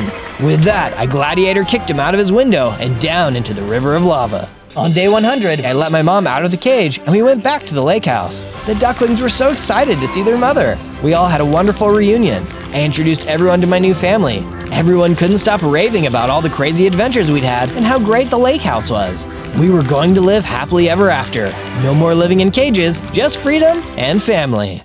On day 1, I spawned in as a normal guy. No wait, I'm a Navy SEAL. Awesome, I'm a trained warrior. But wait, what's this? I looked closer and saw I barely had any hearts and no armor. I was just a recruit. It looks like I haven't even been trusted with a weapon. Bummer. I guess I better take a look around and see what I can find. I took a peek around the deck and saw that the ship was pretty empty. This was a huge ship. It was kind of eerie, nothing seemed to be going on. And as I looked around, I noticed there wasn't any land nearby either. What do I do now? Well, I'm a Navy SEAL. I should know how to swim, right? I walked over to the edge of the ship and jumped into the water. I swam around the anchor for a bit, but didn't see anything else around. Suddenly, I heard some movement in the water behind me, and I was attacked by a shark. Shivering timber, it's a great white. The shark bit at my ankles as I furiously swam toward the anchor. I grabbed onto the chain and clambered up as the shark snapped furiously below. Soon, I reached the top deck. Yikes, I guess I'll be staying out of the water for the time being. Sometime later, the sun was beginning to set. As I watched the sunset, there was suddenly a huge explosion. Whoa, what was that? I headed off in the direction of the blast. As I moved across the ship, I saw there was a huge hole blown in the top of the deck. As I got closer, I saw it was filled with zombies to attack. There's zombies on this ship? Things just got interesting. The zombies were determined to keep my friend, but I was actually well trained in handling combat, so I managed to fight them off. One of them also had dropped a stone sword, which I made quick use of. As the last zombie disappeared, I noticed it had dropped something. What's this? It looks like a flashlight. I can use this to navigate the inside of the ship. I settled myself down for the night and couldn't help but think, where did all the zombies come from? Did they used to be SEALs too? On day 2, I felt like I had no choice but to start exploring the hole left behind from the explosion. I didn't love the idea of going into a hole that was full of zombies before, but what other choice did I have? It's pretty dark down here. I better use that flashlight. The flashlight let out a little bit of light, and I set off into the darkness. As I walked the corridors, I couldn't help but get the feeling something was watching me. What's that? I looked toward one of the doors. I could have sworn I saw something. This place is giving me the creeps. I kept moving through the maze of tunnels when I heard a squeaking up ahead. Okay, I definitely heard something that time. I got a little closer and was attacked by a bunch of rats. These were no ordinary rats though. Their flesh was rotted and their eyes glowed with a red hue. I quickly took them out. I've got a bad feeling about this. I continued down the hallway but could hear another sound up ahead. It sounded like some heavy thuds. Maybe some kind of machinery? I kept going when suddenly the source of the noise came into the light. It was a giant zombie. Uh-oh. The zombie hit me as I ran away. There's no way I could take this guy on. Just ahead, there were some open doors, and I quickly ran inside as the zombie chased me against the wall, smacking his head. This is the exact situation where a brain comes in handy. He let out a low groan and stumbled away from me. That's when I noticed he dropped something. I picked it up. Whoa, night vision goggles. These could not have come at a better time. I was getting really tired of being surprised in the dark. After I put them on, the whole ship was lit up. Nothing is gonna sneak up on me now. On day 3, the zombie threat had left, so I decided to do some more exploring. My new night vision goggles had made things much easier. As I ran through the hallways, I tried to open different doors, but everything was locked. This is gonna be a tough 100 days if I can't get into anything. I continued through the maze until finally I found a door that was open. When I entered the room, I saw it was full of storage. Amazing! I hope I can find some good loot in here. I began rummaging through the boxes and saw that there were a ton of building supplies. I kept looking and soon came across a whole stash of food. I can't believe my luck. All this food looks good to eat too. I stuffed my pockets full. Who knows if there was any other food aboard? I managed to find another container full as well. Soon I had gone through all of the boxes except for one big one. I jumped up and was surprised to see what was inside. Hey, who are you? You're not a zombie. No, and neither are you. Who are you? My name is Marcus, but my friends call me Switchblade. Well, they used to call me that, I suppose. Yeah, what's going on around here? All I know is there was some kind of zombie infection that spread through the whole ship. I got separated from another group of sailors who were headed for the wrecks. They might still be alive. We decided we'd go look for more survivors, but first, we needed to get to the flight deck and regroup. On days 4 to 5, Switchblade and I had made it back to the top of the ship. Using the materials I had gathered in the supply room, I started putting together a simple base. Nowhere on the base was 100% safe, but at least here, we could be near the edge, and we knew zombies wouldn't be able to attack during the day. Once the tent was set up, I got to work on the inside, filling it with all of the crafting tables we'd need, along with some beds for us to sleep in for the night. As a final safety measure, I put up a fence across the ship, so that even at night, zombies wouldn't be able to sneak up on us. When it was all done, Switchblade came and took a look. Nice work, Zozo. This base is top-notch. With the base complete, I headed over to the crafting table and made a set of stone tools. I couldn't get through any of the doors, but maybe with some tools I could just break through the walls. With my new set of stone tools, I headed over to the ship wall and tried swinging my pickaxe. Not even a dent. I tried a few surfaces, but no luck. At the very least, I now had some tools in case of an emergency. That night, I headed outside with my goggles on to see if the zombies would give us any issues. Looks like they're keeping their distance. This should be a safe place for us to work out of.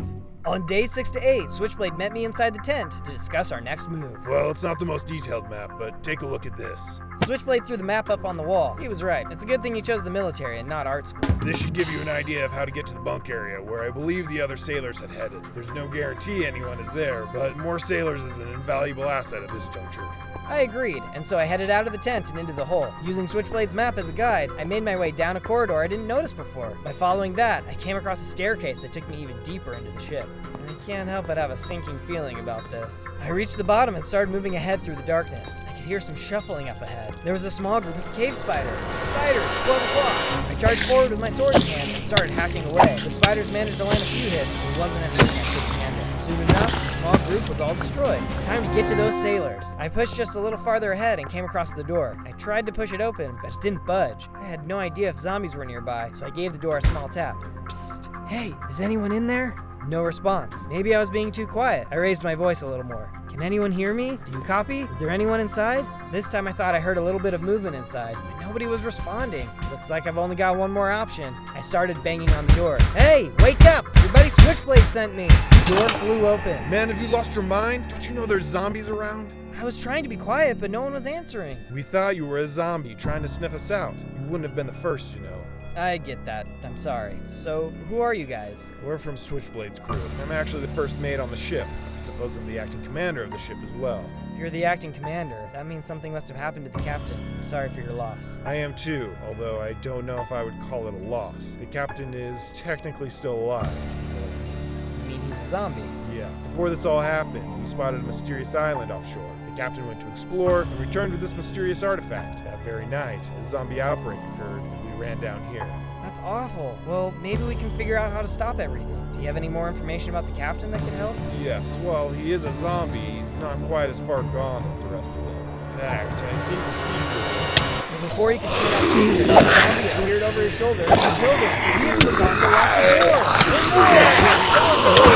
The zombie horde came pouring into the room, and I did my best to fight them with my sword. I shouted in fear as the zombies kept trying to rip us to pieces. Luckily, I was pretty good at fighting these guys, and I was able to take them all out. We better hurry and get out of here, guys. There could be more on the way. We took off running and headed back up towards the base. On days 9 through 10, I emerged from the boat with the 2 sailors. We were all still processing the loss of the first mate, but we had to focus on our own safety. I wonder what the first mate was going to tell us. We soon arrived back at the base, and I got right to work building them a tent of their own. They had mentioned having a background in medicine, so I decided to set them up in their own medical tent. We didn't have too much in medical supplies yet, but seeing the base double in size was giving me hope. We all felt like we could use a little bit of hope, so I offered to make a statue that could serve as inspiration to us all. There was a certain Navy SEAL I had read about that I found particularly inspiring. The interesting thing about him was that he wasn't from the past, he was actually from the future. After a bit, I was running low on supplies, so I stopped for the time being. Any guesses on who you think I'm building? Let me know in the comments.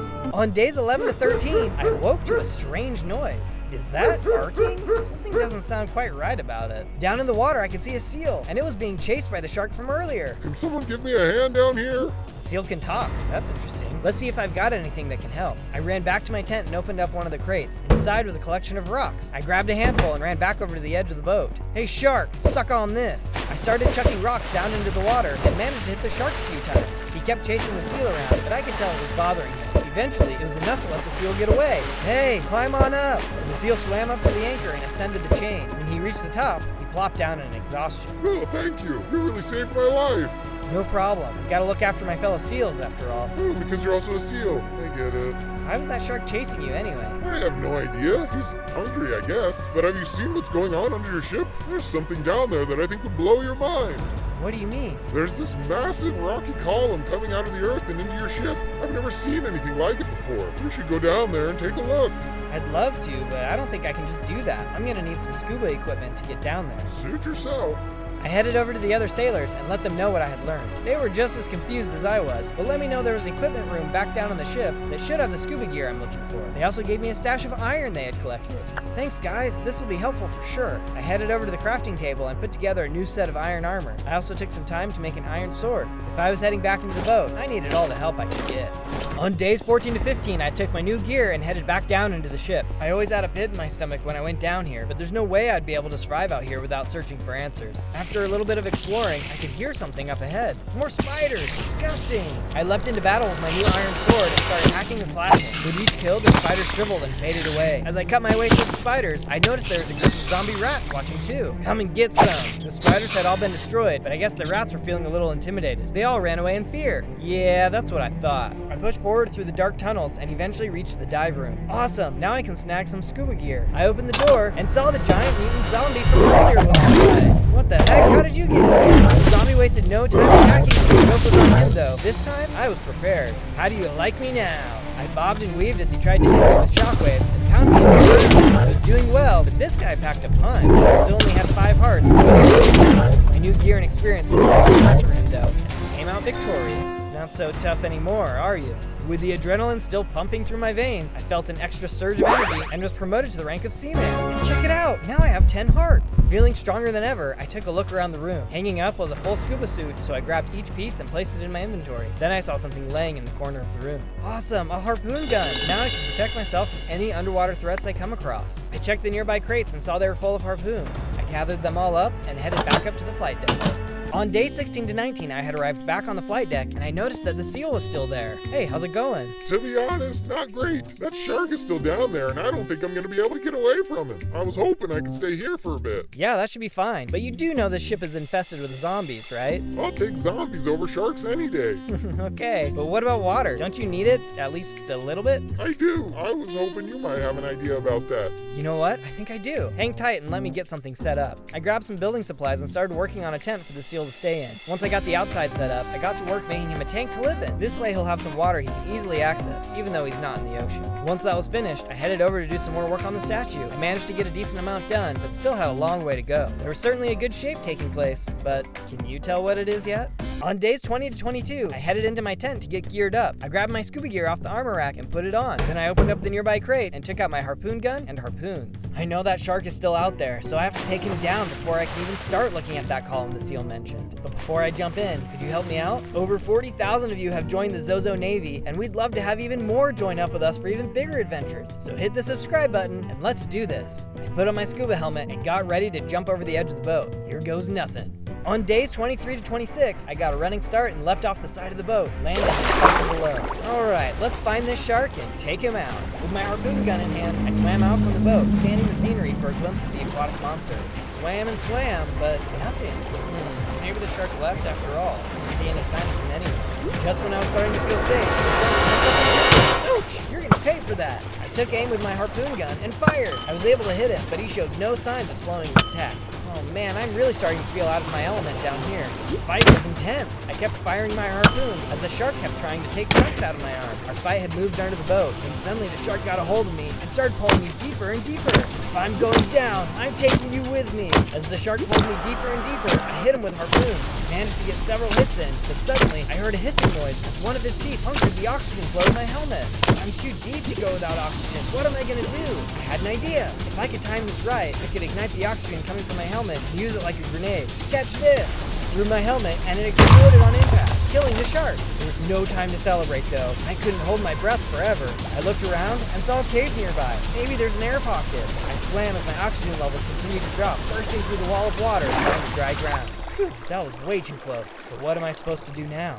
On days 27 to 29, I decided my only option was to head deeper into the cave and see what I could find. What I saw next was totally unexpected. Is that an octopus? Sitting at the bottom of the cave was a giant octopus. As I got closer, he started talking to me. Hello there. I can't help but think you're a little lost. That's one way of putting it. Do you know a way back up to the surface? There's only one way, which is back the way you came. But breathing is the problem, right? All you need is the scuba mask I have. It will give you all the oxygen you need. Great. So, I have it? Yes. Okay, perfect. Thanks. Are you going to give it to me? I will. Help me first. You should have just said that in the first place. What can I do to help? My wife was kidnapped by a horrible giant squid, and I need someone to rescue her. He's hiding out in a sunken pirate ship. I need you to take him out. Don't ask him any questions. He will try to kill you. Okay, I can probably manage that, except for one big problem. What's that? I can't breathe underwater. Oh, yes, that's simple. As you swim toward the ship, you'll see some clams lying along the seafloor. Give them a knock with your fist, and they'll let out oxygen bubbles. You now need to breathe. I really hope you're right about that. I started making my way out of the cave, but stopped to mine all of the various ores. That way I'd have more supplies for later. Once I had collected as much as I could, I left the cave and started swimming in the direction of the pirate ship. As my oxygen levels started to run low, I swam up to a clam and gave it a tap. Sure enough, a stream of bubbles came out. Okay, looks like he was right. They didn't teach me that one in SEAL training. As I was starting to swim away though, I felt something brush along my back. It was a school of piranhas. Get your teethy grins away from me. I was so distracted by the fight, I nearly ran out of oxygen and drowned. Luckily, I was able to hit the clam before it was too late. At long last, I managed to fillet the rest of the fish. Now it's exhausting and it's getting late. I should try and find a cave to rest in. I swam a little further and soon saw a cave along the seafloor. I swam in and saw it had a nice pocket of air. The cave was also full of resources, so I made sure to grab those before settling in for the night. On days 30 to 35, I left the cave and continued to search for the pirate ship, grabbing oxygen from clams along the way. I soon found myself in a colorful coral reef, and eventually saw the pirate ship lodged in the middle. I swam up to the ship and started to take a look around. As far as I could tell, the ship looked deserted. Might as well check the chests for anything good. I opened the crates and found some gold and gunpowder. One of the crates even had an enchanted infinity book inside. Just then, I saw something moving on the other side of the boat. It was the giant squid! Get away from my ship! Oh, someone thinks they're a real tough guy. I swam over to the squid as he hit me with his tentacles, knocking me back. Why'd you kidnap an innocent octopus's wife? The giant squid stopped fighting. Kidnap?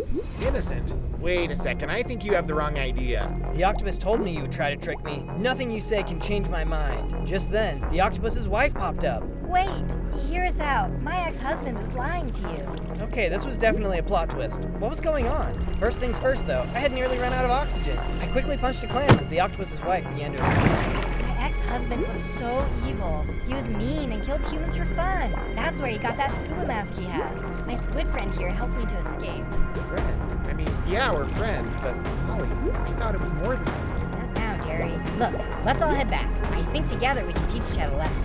His name is Chad? Say no more. Let's go. Without delay, we all took off for Chad's cave. We soon arrived after a bit of swimming. I'll go in there and draw him out, and you guys can do your thing. I made my way back inside the cave and talked to Chad. Good news, your wife is just outside and is waiting for you. Oh, goody. Well done, well done. I sure hope that nasty suit. As we swam out of the cave, Jerry was waiting for me. You've messed with her for the last time. Oh, you're still alive? Don't hurt me. I watched as Jerry smacked the octopus and swam away. The guy was squirting ink all over the place. How embarrassing. As those two swam off, Molly headed inside the cave and grabbed the scuba mask out of her chest. Here you go, Zozo. I think you've earned this. She tossed out the mask, which I quickly grabbed and put on. Just in time, too. I was nearly out of oxygen. Thanks, Molly. You guys take it easy down here. On days 36 to 40, I was planning on heading up to the surface, but took a moment to check out the column attached to the ship. This column doesn't look like something the ship ran into. It looks like the column grew and ran into the ship. Something fishy was definitely going on, but I needed to get back up to the ship to talk to the crew. As I climbed aboard, I saw the base was under attack. The sun hasn't set yet. How are zombies attacking now? As I got closer, though, I saw they weren't zombies at all. They were some kind of aquatic humanoid monsters. They were much stronger than the zombies. Look, you guys stink. But more importantly, where did you come from? I was able to keep myself from taking too much damage and noticed that some of them had dropped sapphires. But at long last, the monsters were all defeated. I went and took a closer look at the fence and saw they had broken right through. Looks like we've got some work to do. But before then, I had to get out of the scuba suit. I hung the suit back up and stashed the loot I had found at the base. The next day had rolled around and I decided to upgrade my gear, just in case the monsters tried to attack again.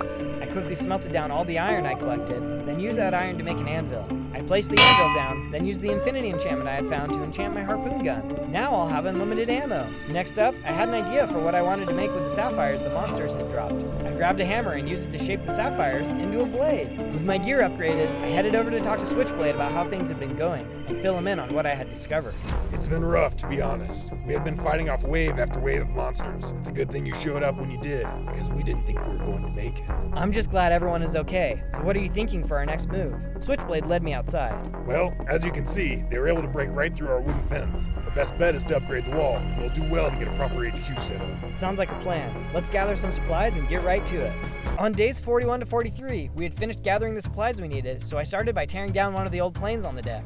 The new fence was going to be a bit bigger, so we'd need a little bit of extra room. The plane was soon cleared, and I got to work building a metal security fence across the deck. In addition to the fence, I also put up a guard tower so we could have some leverage on any attacking monsters. They would have a heck of a time getting through this. After I finished the fence, I got to work on the headquarters. Having a sturdy building to store and plan from was going to be much more reliable than something a horde of zombies could tear through in a matter of minutes. Once the exterior was complete, I went ahead and filled the inside with everything we were going to need. I decided to get to work on the next part of the statue. I only had a little bit of materials on hand, so I just did a little bit of work on the one side. Just as I was finishing up, I heard a loud crash outside. What in the world was that? I ran outside and took a look over the edge of the ship. A submarine had crashed into the side of the boat. Where did this come from? As I was looking down, the sub's hatch opened and a dazed officer stuck their head out. Hello down there. Can we help you? She looked around confused. I think so. She didn't seem like she was alright, so I quickly jumped off the side of the boat, swam over to the sub, and climbed aboard next to her. Where did you come from? Sorry, I'm a little frazzled. My name is Alice. I've been tracking this ship for weeks without rest. Funny enough, it wasn't until I fell asleep that I finally found it. Well, here, let's get on board and we can chat more. We jumped into the water and climbed up the boat. Once we were on the deck, we continued our conversation. So why were you tracking the ship? Some time ago, I was searching for an ancient artifact, the same one that the captain of the ship came into contact with recently.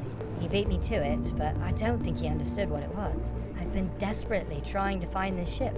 Not because the artifact is valuable, which it is, but because we need to destroy it, and I'm the only one who knows how to do that. Yeah, you're telling me. That artifact seems to be the source of all the problems here. We're more than happy to try and destroy it. Just then, the seal flopped over. Zozo, something about this all seems off to me.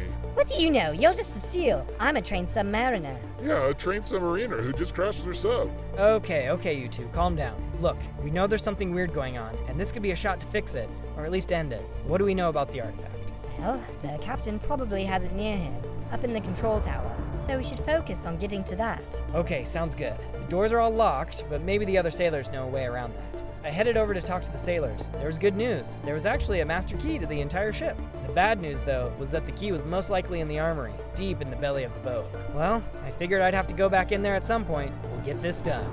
On days 44 to 49, I headed back down into the ship. As I navigated the curving passageways, I heard the shuffling of feet ahead of me. Here we go.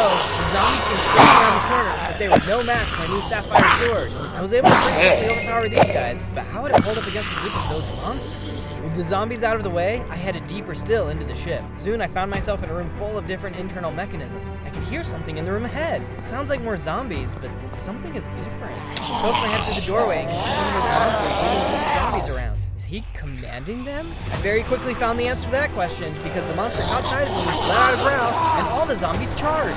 Don't listen to him, he's the enemy, not me. I tried to get at the monster, but the zombies moved almost like they were protected. I had no choice but to fight them off first. Get back, you heads. Soon enough, the zombies were all destroyed, and I was able to engage the monster. He was strong, but he couldn't do much all by himself. Soon enough, he was taken down too. A familiar rush of adrenaline came pouring in, and I could feel myself getting stronger. I suddenly gained 4 more hearts and was promoted to a petty officer. More health and strength. Nice! On days 50 to 53, I kept making my way to the armory. Soon, I could see the door, but outside of it was another one of those monsters. It was walking down the hallway behind a larger group. What are these guys doing? I should follow them and see where they're headed. I should probably give these guys a name too. I'll call them blobs. These blobs certainly seem to have some level of intelligence. They weren't like the zombies who would mindlessly attack anyone nearby. The blobs seemed to be up to something. I followed them through the winding hallways and even had some close calls. I think they may have suspected they were being followed, as I had to duck into a side room to avoid being detected at times. Feels like we've gone down several floors. We've got to be close to the bottom of the ship at this point. Soon enough, I followed them into a room and couldn't believe what I was seeing. There were several blobs roaming around, but more concerning were the cages hanging from the ceiling. There's sailors in some of those cages, but something is turning them into zombies. That something must have had to do with what I saw on the ground. There was a massive hole with pink goo dripping into it. This must be where the column meets the ship. So the column must be hollow. It's a tunnel of some sort. Before I could get any closer though, one of the blobs noticed me and attacked. I wanted to fight him off, but could see I had all of their attention now. I don't know what's going on here, but I don't want to end up in one of those cages. I booked it out of there. On days 54 to 57, I was running for my life. The blobs were hot on my tail, but I was starting to put distance between us. I'm not going to be your next experiment. I was a pretty speedy guy and was able to get away. Oh, what was I doing again? Oh yeah, the armory. Soon enough, I found my way back to the armory and headed inside. Oh man, why did they tell me about this place before? The armory was full of all kinds of good stuff. I walked up to the center table and took a look at everything. Glittering in the middle of the table was a brand new shotgun. Oh, now we're packing. The blobs won't want to meet me around a dark corner. The next thing I picked up was the master key. Now I'll be able to get into any part of the ship. I checked out some of the crates and managed to scrounge up some ammo for the shotgun. Then I took a look at the armor hanging up. Is this special ops gear? It is! I pulled it off the rack and put it on. With everything equipped, I saw that my armor was maxed out. Oh yeah, now I'm ready for a fight. After I'd grabbed everything else I could, I headed out back to the flight deck. On days 58 to 62, I arrived back on the flight deck and went to talk to the SEAL about everything I had seen. Hey bud, you'll never guess what I found down there. Oh no, don't tell me. More monsters? Even worse, that column you saw is a tunnel of some kind, and they're turning the sailors into zombies. Just then, Alice walked up. They're probably just summoning an ancient god. Ancient god? What? Oh yes, the ancient artifact is like a beacon that calls to the disciples of the god Akuno to begin preparing for his arrival. You can't be serious. Oh, I am. By harvesting the souls of men, they give him the power to travel from his prison below, up and into our world. It's incredible. Incredible? Don't you mean horrible? Yes, it's horrible. By incredible, I just mean, like, insane. How do you know all of this anyway? Oh, I read about it in a book. I'm a very learned explorer. Right. I was going to have to keep my eye on Alice, but in the meantime, I thought it'd be best to get to work on the statue. If we couldn't stop Akuno from coming to this world, at least there'd be an intimidating statue he'll have to look at. Yeah, I'm not feeling too good about it at all. But at least the next phase of the statue was complete. On days 63 to 66, I decided to dive into the water and try and get more supplies for the statue. I swam deep and saw just what I was looking for. Perfect, I'll just collect these and be on my way. I took out my pickaxe and quickly mined up everything I was going to need. It was hard work mining underwater, but having a mask that let me breathe made everything much easier. Speaking of which, I should check in on Molly and Jerry. Maybe they noticed anything in the tunnel. As I swam near the cave, Jerry came swimming over and Molly came out to greet me. Hey guys, I was just checking in. Have you noticed anything weird about the tunnel over there? We were hoping you'd come by. We've been noticing some strange vibrations coming out of it. What's going on? Well, it's bad news, unfortunately. Apparently, there's an ancient god ritual in the works. There's an ancient artifact that we need to destroy to stop it, but I have no idea what I'm going to be up against. I think I know something that could help, actually. The pirate ship we were living in before had remnants of something that looked very similar to the tunnel here. I think it may have had something to do with why the boat sunk. Oh, no way! Yeah, and there were some books buried in the crates. I can't read, but maybe they will contain some helpful information. That's an awesome tip. I'll go take a look. I took off in the direction of the ship and arrived soon after. Before I head in there, though, have you hit the sub button yet? The more subs we have, the stronger our navy will be. On days 67 to 70, I swam down into the pirate ship and decided to take a look around. I grabbed some gold and gunpowder from the crates before opening a crate that contained the captain's journal. I opened it up and started to read.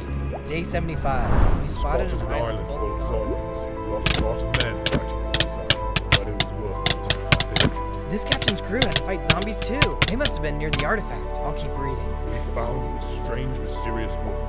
So the artifact must be a book. I'm not comfortable holding it, so I gave it to one of my mates. I couldn't believe what I was reading. But why did their boat sink? Did the blobs attack them too? I read on. Day 78. There is a submarine behind us. We're under attack, taking on water. A submarine took them out. I've got a sneaking suspicion I know who was driving it. I better get back to the ship. Alice knows more than she's letting us think. I swam out of the ship, but before I could get anywhere, I was attacked by Chad. I'll make you pay for tricking me. Tricking you? It's not my fault you're a jerk. Chad was surprisingly strong, but he didn't know I had gotten stronger too. Jerry should have finished you when he had the chance. I swung my sword and finished him off. He wasn't gonna be bugging anyone now. On day 71 to 74, I returned back to the ship and climbed back up on board. As I climbed aboard, Alice came running up to me. You're back. I'm so happy to see you're okay. Did you find anything interesting? I wanted to confront her about everything, but we didn't know what she was trying to do. There was still a chance her intentions were good, even if she took down a ship. No, unfortunately, I didn't find anything. Looks like our best bet is to try and confront the captain. Oh, I'm so sorry to hear it. Best of luck fighting the captain. Just remember, grab the artifact and bring it to me, so I can destroy it. I headed over to the command tower and unlocked the door with the master key. As I entered the tower, I was immediately attacked by a group of blobs. These guys have been here so close to our base. I had no idea. Using my shotgun, I was able to mow them down pretty quick. They didn't stand a chance against a ranged weapon. I then made my way to the next level and was met by another pack of blobs. It was a tight space, so they managed to get some hits in, but by using the table, I was able to get a little bit of space and finish them off. That was a close one. Now to find the captain. Maybe these guys were just holding him prisoner. On day 75 to 78, I reached the top floor and saw the captain looking out over the base. There was a strange glow about him, but he looked okay. Captain, I'm here to risk... Oh no. The captain had turned around, and I could see he was mutated like the other sailors. The glow must have been coming from the artifact. Akuno will return. Akuno is master. Akuno will rule this world. Captain, you've got to break free. We can stop him. The captain was too far gone. He wasn't hearing a word I was saying. Akuno requires your soul. Just then, the captain pulled his gun and started firing. No, I don't want to fight you. I didn't have a choice. If I didn't fight, he would kill me and use me to attack all my friends. The captain was a good shot, but I was a trained SEAL. Sorry, but this is gonna hurt. I noticed that the captain had started throwing some kind of energy ball at me. It must be a power he got from the Kuno. We can't allow this kind of dark magic in our world. Hang on to your hat. I'm sending you to the underworld. I took aim and blasted my shotgun one final time, sending the captain to oblivion. After he disappeared, I saw a book laying on the ground. It had to be the artifact, the Necronomicon. Now that just sounds evil. I'm not opening this thing. I can't risk getting sucked into all this madness. Let's see if Alice can actually destroy this thing, or if she's up to something else entirely. On day 79 to 84, I made my way down the tower and headed into the HQ building to meet with Alice. She could barely contain her excitement when she saw me walking up. Zozo, you must have it. I can feel its energy. Quickly, give it to me. Hang on a second. I can't give this to you until you explain to me exactly how you plan to destroy it. Don't worry about that. Just give me the book. Suddenly, a glow appeared around Alice. She was possessed by the book too. Alice leapt forward and tried to grab the book from me. Alice, get a hold of yourself. This book will destroy the world. Akuno promised me power to protect his book. I won't let you stop me. Looks like she was pretty determined, but the seal and I were ready. Pull it! The seal flipped a switch on the wall, which dropped a cage on Alice, trapping her inside. Now listen, you're gonna have to stay here until we can figure out how to destroy this thing. You'll never destroy it. The only thing that can destroy it is Akuno himself.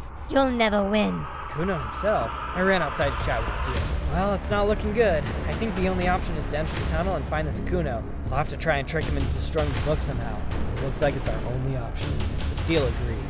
On days 85 to 89, I started tearing down the security fence so I could replace it with an even better one. If I failed in my mission, it meant Akuno was headed for this world, and my friends were going to need a fighting chance. After a bit, the new fence was finished. I also needed to finish the statue, so I dove off the ship to go and mine out the remaining supplies I would need. I swam to the bottom and found a deposit of materials I could use. I mined them out, then brought them back to the ship. Then I headed into my camp to grab some supplies to upgrade my weapons. First, I crafted a workbench and set that down. Then, by using the workbench, I crafted some additional shells for my shotgun. To finish up, I then crafted a stock for it as well. Well, I'm about as powered up as I can be. Now I just need to finish that statue, and we'll be on our way. On days 90 to 94, I got started on the last section of the statue. By now, I'm sure you can tell who it is. So, what do you think? Did you guess it correctly? He's a big hero of mine, and hopefully he can inspire the next batch of recruits. With the statue complete, I headed down to have a quick chat with the seal. Hey buddy, I just wanted to say thanks for all your help. And here's something to show my appreciation. You're an honorary Navy SEAL too. On days 95 to 97, I headed out of the base, through the security tower, and made my way toward the hole. This could be the last time I ever see the light of day. I descended into the boat and started making my way through the ship corridors, and was immediately attacked by zombies and blobs. Whoa, these guys were ready for me. Kuno must have known I'm coming for him. By using the shotgun, I blasted my way through the first level of the boat. I was having some close calls, but I managed to get through, relatively unharmed. Poor sailors, I don't want to hurt them, but they give me no choice. I continued down to the next level and started facing off against some blobs. Be gone, fish face! These monsters were something I could never get used to. I had to banish them from this world. Soon I had made it to the lowest level of the ship and was getting close to the tunnel room. As I approached, I saw another blob. He was bigger than the others and had a strong glow around him. He must be their leader. By using my sapphire sword, I managed to get some hits in, but he was hitting back too. Oof. Yeah, this guy is way more powerful than the other ones. He was using a trident that was stronger than anything I had faced yet. It might be time to try something new. I pulled out my shotgun and worked on creating a distance between us, but it was difficult in tight space. Get a load of this. I kept firing away, and finally all of the zombies were gone. I kept on him until at long last, he was defeated. As he disappeared, I got that familiar surge of adrenaline and grew in size. And check it out, now I have 20 hearts. Feeling better than ever, I entered the room and was immediately swarmed. I started fighting off all of the enemies, but there was a lot of them. I had no choice but to hurry and jump into the hole. Here goes nothing. I jumped into the hole, falling for what felt like forever. But eventually I hit the ground with a thud and blacked out. On day 98, I woke up laying at the bottom of the hole. Oh, that didn't feel so good. Where am I? I took in my surroundings and saw I had fallen into some kind of deep cavern. Just ahead, there is a portal. That must take me to Akuno. I don't like the look of that, but I know that with support from you and my friends, we can do anything. I took a deep breath and ran headfirst into the portal. On day 99, I appeared in what looked to be an entirely different dimension. Whoa, this place is insane. It's almost like I'm underwater, but I'm not. Up ahead of me, I could see a huge otherworldly temple. That had to be where Akuno lived. With my gun in hand, I ran forward into the temple. As I ran into the building, I could see Akuno waiting for me. Akuno, you thought you could come to my world and destroy everyone, but instead it's me coming to yours to destroy you. Akuno didn't seem surprised at all. Catch me off guard. Please, you've been a pawn in my plan this entire time, just like all the other foolish humans. What did he mean, a pawn? That book can allow me to influence anyone who reads it, but I can't travel to your dimension without it. And now you've brought it straight to me, just in time, too. I understand my minions have nearly completed preparing an army for me. Why are you doing this? What good does destroying another world do for you? Command this world, but for what? Not a soul roams here, and I'm kept bound by the limitations of this flesh. A human soul gives me freedom I can't get elsewhere, so I will take the souls of Earth, starting with you. If you want this book, you're gonna have to pry it off of me. That's just what I intend on doing.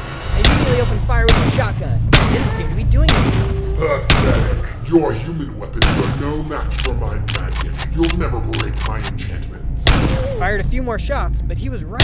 This wasn't doing anything. Just then, I noticed there were two purple orbs hanging from the ceiling. They had an almost lifelike quality about them. Let's see what you think about this. I opened fire on one of the orbs, breaking it open, causing it to explode. No! He didn't like that and started attacking me. Clearly this was doing something. Oh, not so clever after all, are we? I fired on the other orb, which caused it to explode as well. Fired on this time I can tell you. At the end of them, attacking me. Jeez, these guys at will? There's no way we can let them into our world. The boss converged on me and I wanted to shot them. As soon as I had Kuno summoned you. Kuno launched his purple fireballs at me and I continued to stop.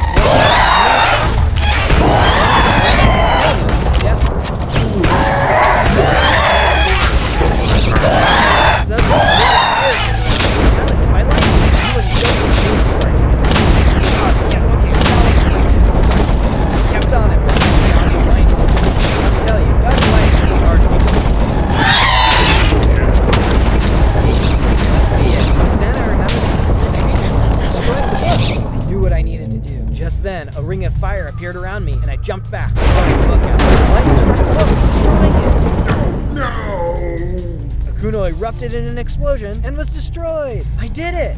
I heard some rolling thunder, and suddenly a bolt of lightning came out of the sky, teleporting me away. What now? On day 100, I appeared at the top of the hole, back on the ship. Inside of the cage in front of me, I saw one of the zombies start to change. But this time, he changed back into a sailor. Oh, hello? What's going on? Hang on, I'll help you. I jumped up to the cage and busted the sailor out. There were several other cages around the room, so I hurried and broke out all of the other trapped sailors as well. As I did so, I explained everything to them. They were all pretty confused, but I led them up to the flight deck so they could get some rest. With the sailors all safe in their bunks, I met back up with the seal and switchblade. You did it, Zozo. On behalf of the crew, I can't thank you enough. Alice is feeling better too. Just then, Alice walked up. The seal was right. She was looking normal. Oh, Zozo, I feel so awful for everything I've done. But I'm so glad you were here to save the day. Our seal friend here and I are going to go adventuring together. This time, I'm not going to be reading any scary books. I'm just glad everything is back to normal, and thanks for everyone's help. I can't wait to see where our adventures take us next. On day 1, I spawned in as a zombie warden.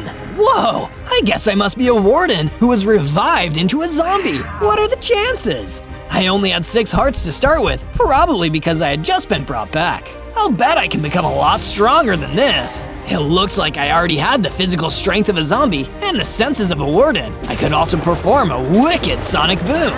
Even after becoming a zombie, I've still got it.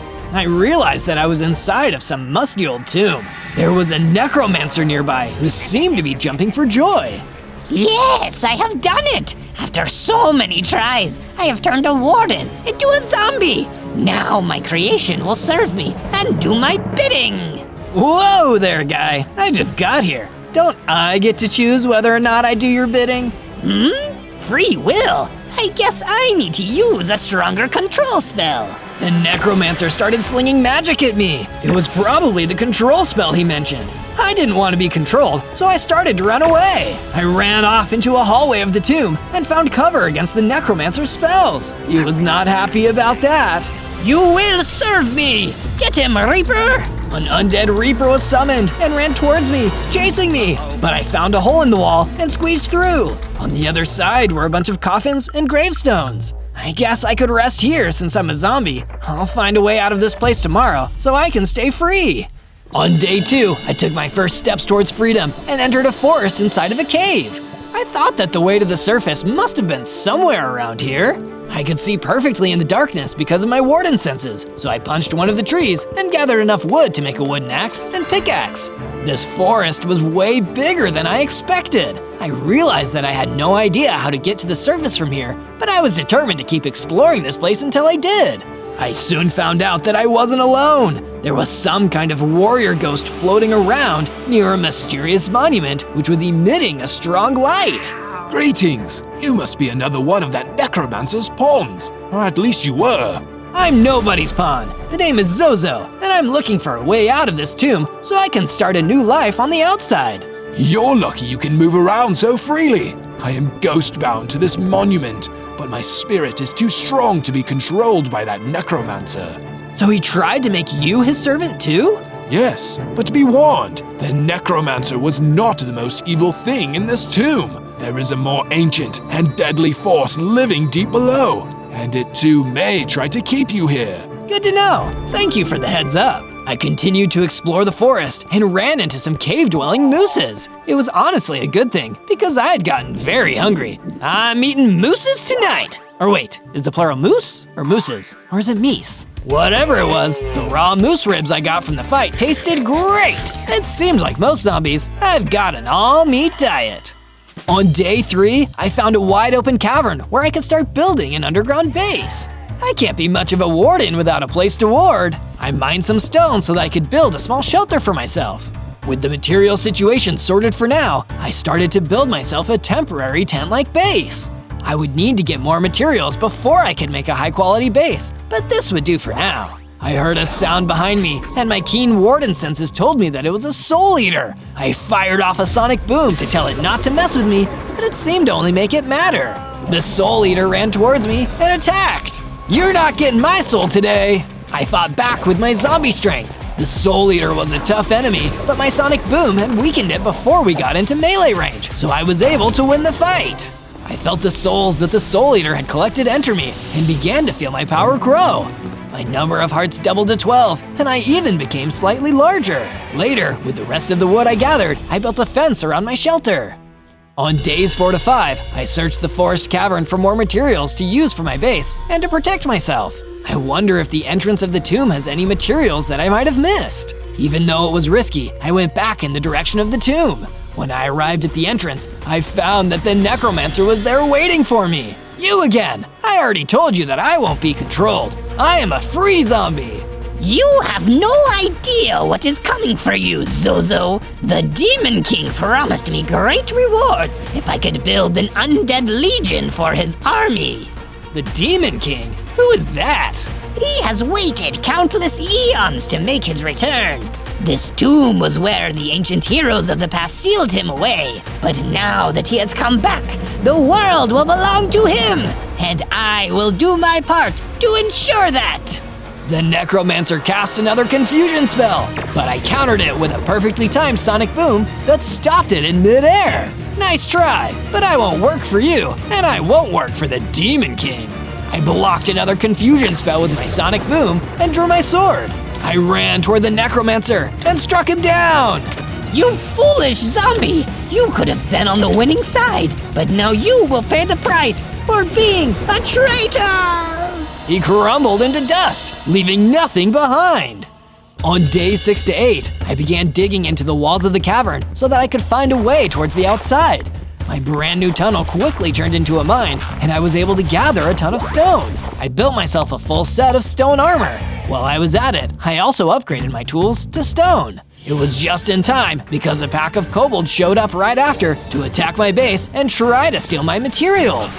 I fired a sonic boom, which startled them, and then I hacked and slashed with my stone sword until I took down the entire group. I was starting to get the hang of the zombie warden fighting style, but I knew I'd be able to get even stronger. These upgrades are only the beginning. On days 9 to 10, I was in my mine when my stone pickaxe started breaking through netherrack. A few minutes later, I broke out of the wall and onto the surface. But the surface world was not how I imagined it. It was overrun with monsters. The entire landscape was filled with lava. Is this the work of the Demon King? If I was going to survive out here on my own, I was going to need some better materials. I looked around the dark landscape to see if I could find any. That's when I ran into the Demon King himself. It is so good to be free. Or should I say bad to be free? Bad for you, that is. You must be the Demon King. I'm the zombie warden of the tomb. Call me Zozo. So, you're the one who defeated that necromancer and made me lose my undead army. No matter, I never needed them anyway. I will conquer the world without the undead. He swiped his sword at me faster than I could let out a sonic boom. That one blow took out a lot of my health, and I could tell right then and there that the Demon King was too strong for me to defeat. What's the matter, Zozo? Are you scared? Yeah, a little. That's why I'm getting out of here. I turned and ran back towards my underground base. For some reason, the Demon King didn't choose to follow me. Why would I return to the tomb I was sealed in? I have the whole world to destroy now. When I arrived back at the hillside, I was surprised to see a familiar enemy. It was the Reaper that the necromancer had summoned to fight me. Back for more, Reaper? Not at all. I came to thank you for setting me free from that spellcaster's control. Oh, I guess we're cool then. We're more than cool. I saw the way you stood up to the Demon King. Perhaps we can work together and take him down. But I ran away. You ran away a second more than anyone else, which means you're braver than you know. Besides, if we want to keep our freedom, we'll have to face him eventually. He'll send another necromancer to control us before long. Point taken. I guess it's you and me, Reaper. Please, call me Grimsley.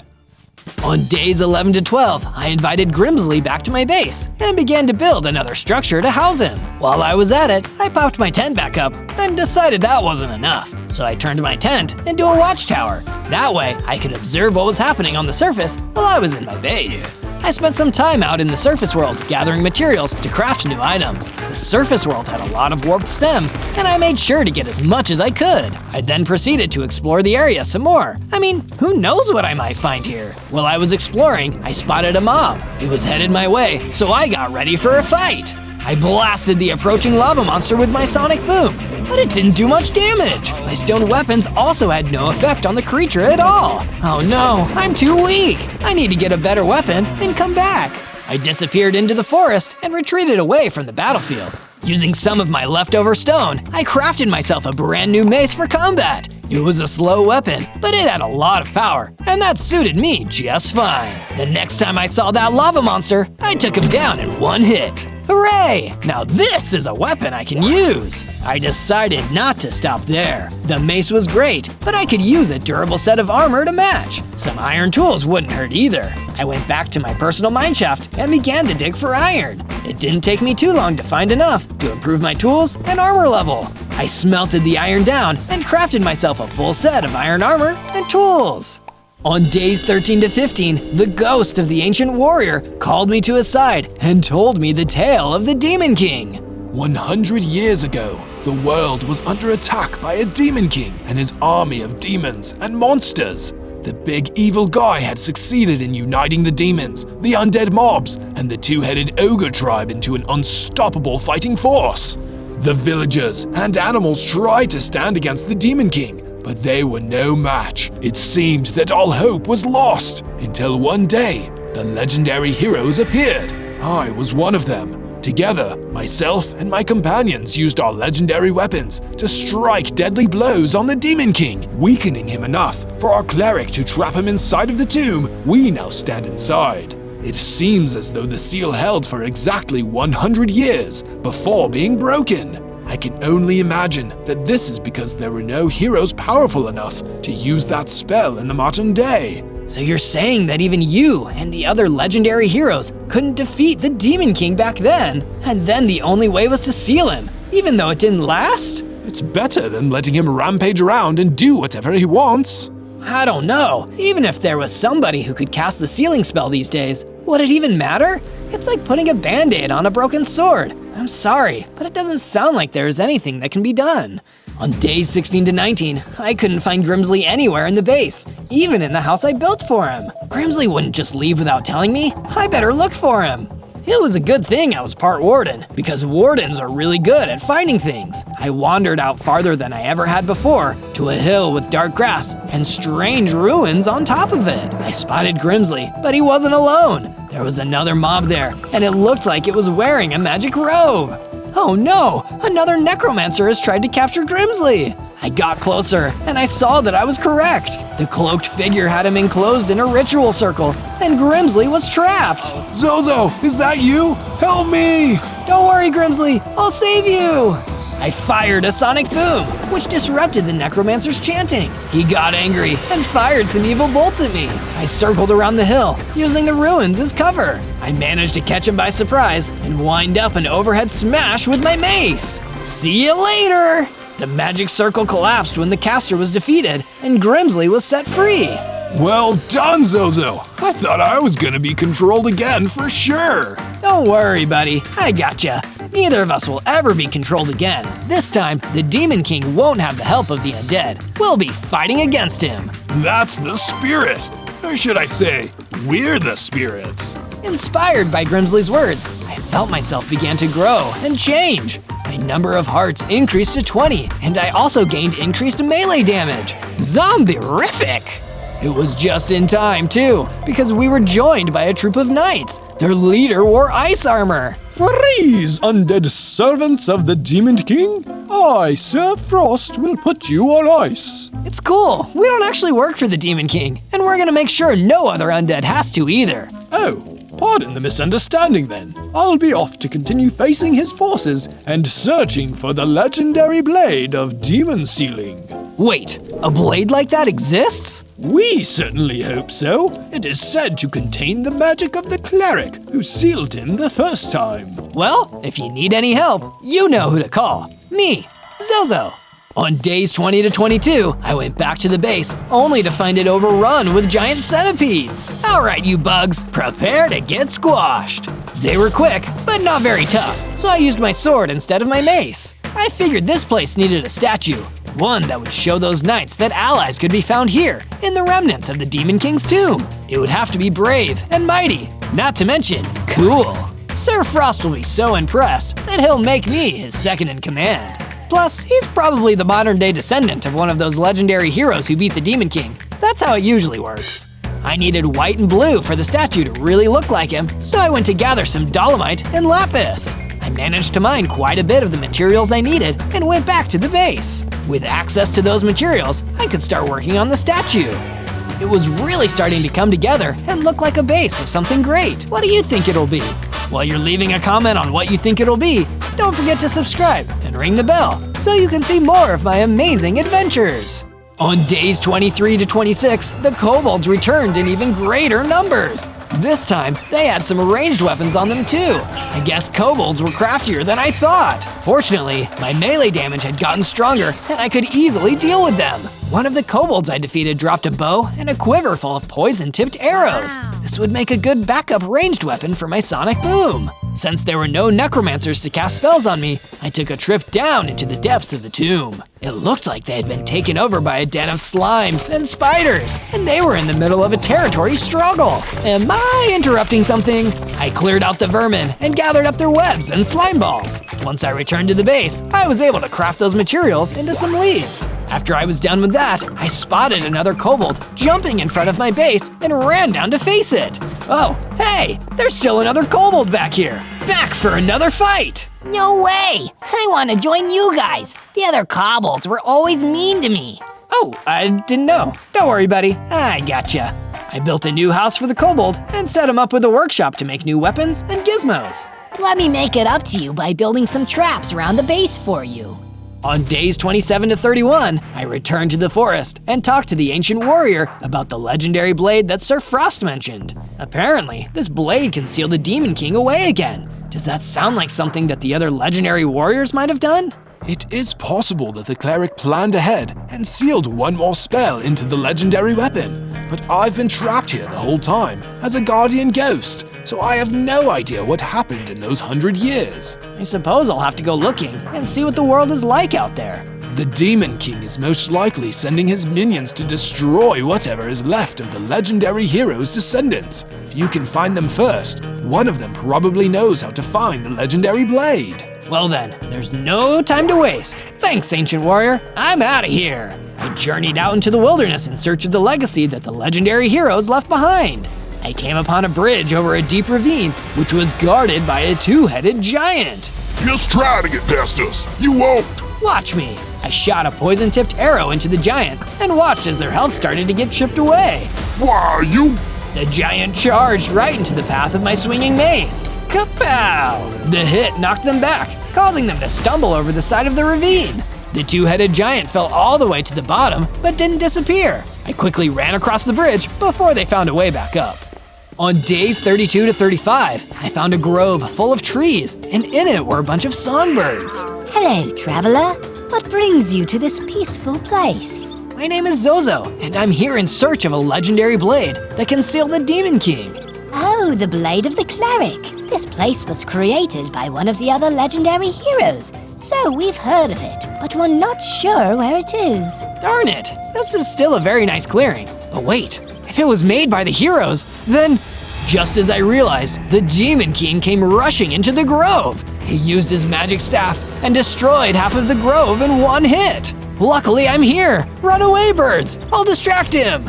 The songbirds ran away just in time, as the Demon King was right next to me. We meet again, Zozo. This time I'll destroy you! It seemed like he meant it. He was immune to the poison of my arrows, and he closed in on me before I could use my sonic boom. Thinking quickly, I surprised him with my increased melee damage. Impressive, but it will take more than that to defeat me! I guess we'll find out next time. I ran off while the Demon King just stood there, laughing. But at least I lived to fight another day. Just as I got far enough away, I spotted one of the songbirds. I'm sorry about your home. We'll be able to find a new home. You saved us, and that's what matters. My base can be your new home. Oh, sweet. On days 36 to 39, I constructed an aviary where the birds could live as peacefully as they did back at the Grove. Can you tell me anything else you know about the legendary heroes? There were 4 of them in total. The warrior, the cleric, the singer, and the ice knight. The singer was the one who made our grove, and I hear that the ice knight founded an order of brave warriors who dwell in the snowy north. That sounds like Sir Frost and his companions. I should go visit them. The good thing about the north is that it's very well protected. The Demon King will have to spend a lot of resources to claim it. If there's another place where his forces can be resisted, it would be there. Awesome! I should get prepared and make this alliance official. The undead can team up with the knights, and together we'll find the legendary blade. Then we'll show the Demon King who's really boss. But before I left to go explore the snowy north, I did a bit more on my statue. I felt inspired because I was reminded of Sir Frost. On days 40 to 43, another undead showed up at the base, and I welcomed them into the ranks of the resistance. Hi, my name is Gabby Ghoul. Welcome to the team, Gabby. Thanks. I'm from the lower east side of the tomb, and I know there are some really good materials behind a secret door. That sounds cool. Will you show us where this secret door is? Sure, since you asked so nicely. Gabby showed us the secret door in the lower east tomb, and sure enough, there was gold ore which could be used to craft some very valuable gold items. It was almost too good to be true, but it was true, and there was a warder there to make it a little less good. I did a sonic boom on the dangerous mob and performed a combo with my mace. It took a few more hits than most of the enemies I'd faced, but it went down just like the rest of them.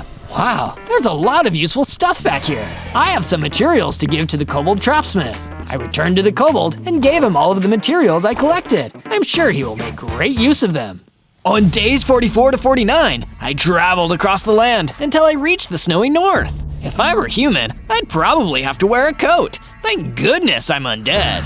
The local mobs were completely different from the ones that I had encountered in the lands that the Demon King had ransacked.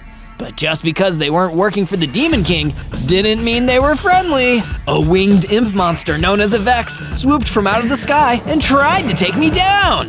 That hurt. I guess it's time to get serious. I swung my mace at the creature, but it was too slow. It flew back up into the sky out of melee range, but that was a mistake on the mob's part because I used my sonic boom to drop it. I decided to travel deeper in, had noticed more of these things, and also that they were attacking a poor Arctic fox.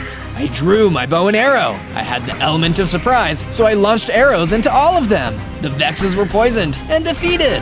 That's when a fox approached me, looking very relieved. That was helpful. Thank you. That's what I do. I help people. Are you part of the Ice Knight Order? I've been looking for them. So have I. I need their help with finding a legendary blade. The one that can seal the Demon King back? So it does exist. At least my village wasn't attacked for nothing. The Demon King's forces are there right now, looking for it. I need the knights to come and save us. I guess we've got the same goal. Let's see what we can do together. On days 50 to 53, the fox and I traveled further into the snowing north, trying to avoid the prying eyes of the Vexes. Maybe if we look around, we'll find someone who can give you a bit more information about the blade of the cleric.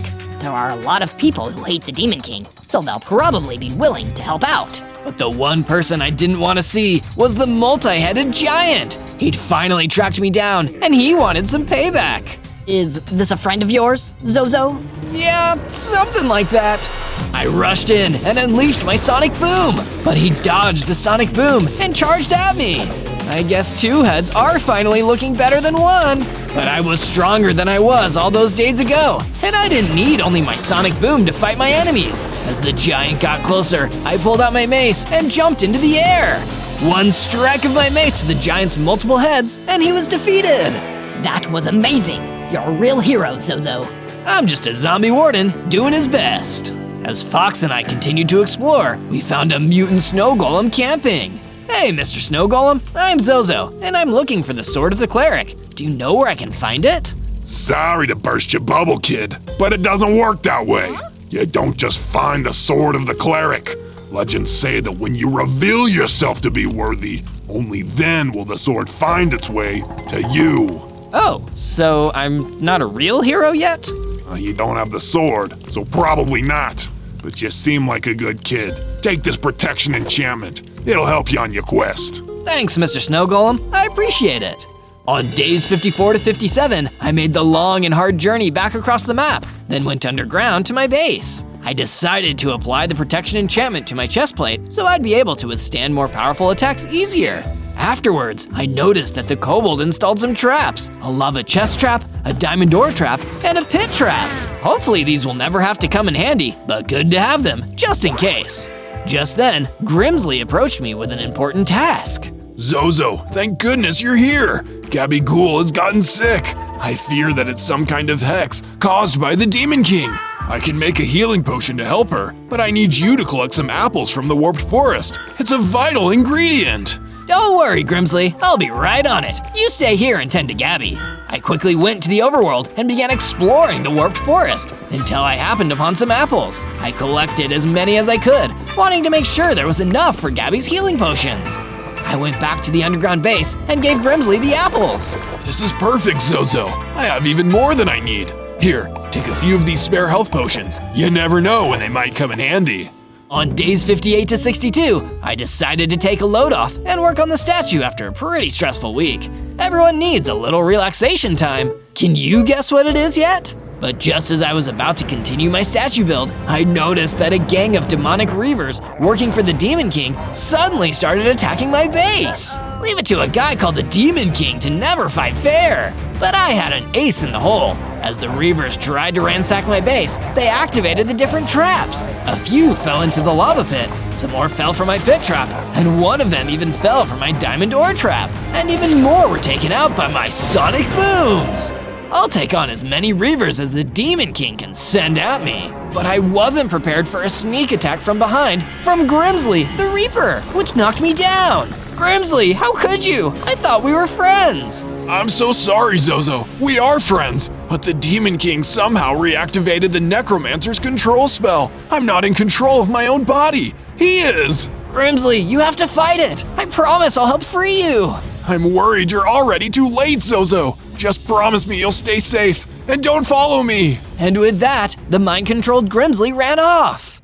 On day 63 to day 66, I took one of the healing potions that Grimsley made for me and chased him out of the base. Looks like he's headed for the warped forest. I need to chase him and snap him out of this funk. I followed him until I caught up with him in the darkness of the forest. It was just me and Grimsley facing off. Zozo, I told you not to follow me. It was a trap from the Demon King all along.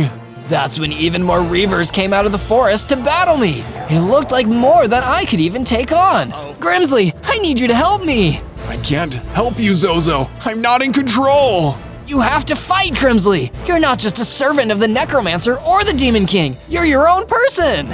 I could see that Grimsley was struggling to regain control, and eventually, Grimsley snapped out of it. You're right, Zozo. I am my own person. Now let's show these reavers that we mean business. Grimsley and I fought off the reavers together. Between the two of us, those servants of evil stood no chance. Thank you for never giving up on me, Zozo. I'll never give up on a friend. And as it turns out, when the Demon King invaded my mind, I also invaded his. I got a vision of a cave deep in the basalt deltas. We might be able to find something useful there. On days 67 to 70, Grimsley and I decided we'd make our way to the Basalt Deltas cave together and take the fight to the Demon King. Do you think the blade of the cleric is in there, Grimsley? Only if you're worthy. And look, that might be a good way to prove yourself. Grimsley was gesturing to a huge, scary Wendigo that was patrolling the outside of the cave. He must have been another demonic servant of the Demon King. I'll go in first. Follow my lead. I ran towards the Wendigo and unleashed a sonic boom. It was more formidable than anything I'd ever faced before. Thankfully, I still had my mace. I pulled it out and hit the Wendigo several times as it roared and shrieked, but the attacks only made it angrier. Then, the Wendigo started fighting back. Every time it hit or bit me, it was knocking off heart after heart. It was terrifying. There was nothing I could do to stop it. I saw my life flashing before my eyes when suddenly Grimsley stormed in to save me. Leave my friend alone, Wendigo, or you're gonna learn exactly why you should fear the Reaper. Grimsley attacked. I don't know if he hurt the Wendigo, but he spooked it enough to finally run it off. You really saved me there, Grimsley. Thank you. Just repaying my debt, Zozo. Now let's take a look inside the cave. On day 71 to day 74, we entered the cave, hoping to find the Blade of the Cleric waiting for me. But no, the cave was empty, and I was devastated. I guess I'm still not worthy. It's okay, Zozo. I'm sure we'll be able to find it. We just need to believe in ourselves. We better start believing harder, because if we don't, then the Demon King is gonna rise to full power, and without the Blade of the Cleric, there will be nothing we can do to stop him. On day 75 to day 78, I returned to my base and decided it was time to upgrade my mace since it was about to break. So I did just that and crafted a new mace. Then I decided to supercharge it and applied the sharpness enchantment on it to improve its hitting power. Nobody will want to mess with me now. But that was wrong because the Wendigo who'd gotten away in the Badlands suddenly appeared, and he was here for me. Unlike the Reavers, he wasn't tricked by any of the traps. He had my scent, and he was coming straight for me with his teeth and claws ready. But this time though, I had my upgraded mace, and I was ready to fight back. The Wendigo squared up, and I hit him back. And after that hit, he didn't get back up. Because the Wendigo was so powerful, defeating him gave me a lot of XP, causing me to get bigger, stronger, and finally reach 30 hearts. I was one of the most powerful zombie wardens in the world. I was even starting to look more like an actual warden and became pretty buff. This is my coolest upgrade yet. That's when I had a vision. I needed to return to the snowy north. Something would be waiting for me there. Something I needed if I wanted to defeat the Demon King. So of course, there was no time to waste. On day 79 to day 84, I traveled into the snowy north until I found a fortress that looked like something out of my vision. And as it turned out, it was this fortress that was manned by Sir Frost and his knights, just who I wanted to see. I went to Sir Frost's planning room, where we began to discuss the thing on both of our minds, the Demon King. I've spent my entire life preparing to confront the Demon King if he ever rose again. And in all that time, all that responsibility, I feel I've learned so little. All I know is that he'll likely reach his greatest power soon. Then we should probably stick together. He'll want to get rid of all of us as part of his rise to power, but that'll be harder if we're working with each other. Come back to my base. We'll be safe there, Sir Frost. You make a good point, Zozo. I'll prepare my things. We'll head off shortly. On day 85 to day 89, I returned to my base to check on Gabigool, who had started living inside of my statue, and ask her how she was recovering from the hex that the Demon King had put on her. I'm feeling a lot better now, Zozo. Thank you. And there's something I should tell you. I've been having visions lately. The Demon King, I know he's hiding somewhere with blue trees. Does that mean anything to you? Blue trees? That has to be the Warped Forest. That's the only place that looks like that. Thank you, Gabby. I know where to find him now. On day 90 to day 94, I went into the mines and managed to get extremely lucky and mine my first set of diamonds. If I'm gonna face the Demon King, I need some extremely tough armor. I forged myself a full set of diamond armor, which would defend me against almost anything. And then I went about enchanting every piece of my armor just so that I would be as prepared as possible. Diamonds are a zombie warden's best friend. On day 95 to day 97, I finished the statue. It was the statue made in tribute to one of the coolest warriors I know, Sir Frost. He'd spent his whole life searching for ways to stop the Demon King, and looking at his statue, I knew I'd be honored to spend my unlife doing the same. The Demon King would fall, and it would be because of me. On day 98, all the preparations had been made. The last thing I was able to do was talk to my friends I'd made who were staying at my base. First, I spoke to Grimsley. I believe you can do this, Zozo. With or without the blade of the cleric, you're a true hero, and you will defeat this monstrous villain. Next, I spoke to Gabby Ghoul. You're brave and kind, Zozo, and that will serve you well against the Demon King. Never forget that.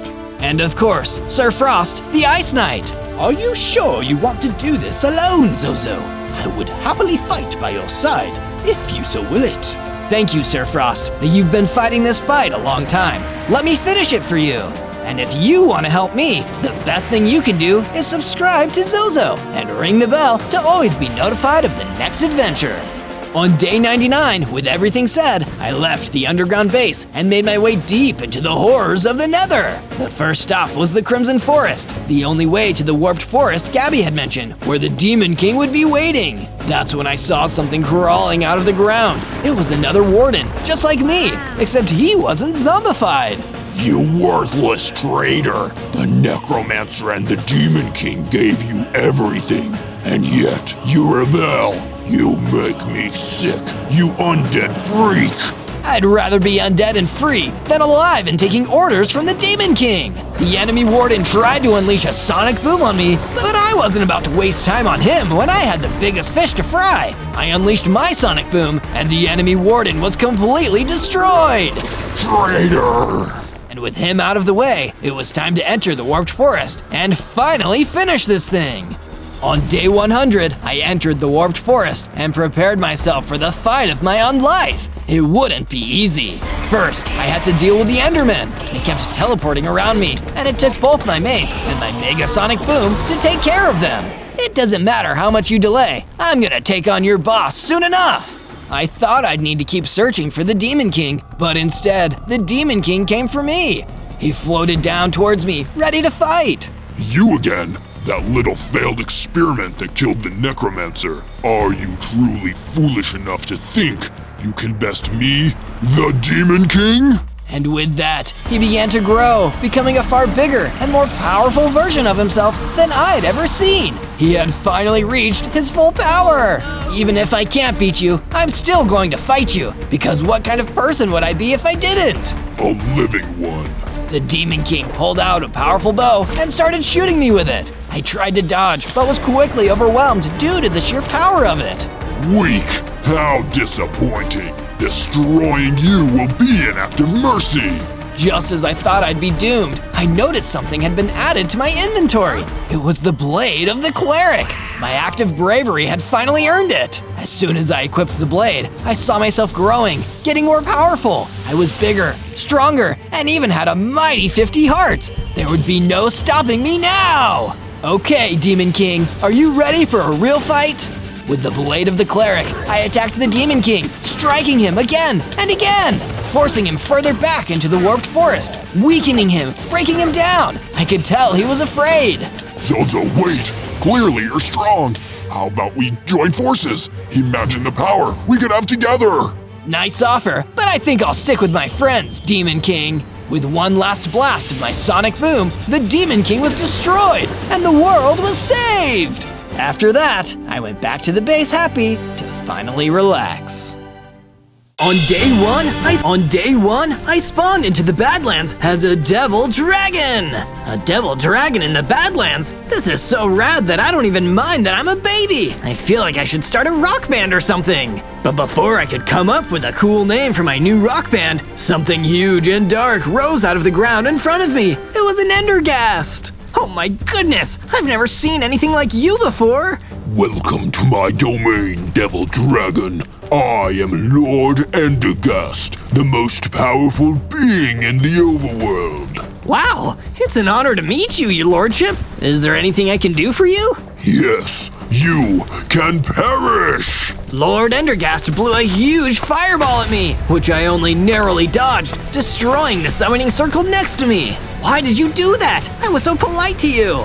I don't admire politeness. I admire survival. That's why I'm playing the 100 Days game.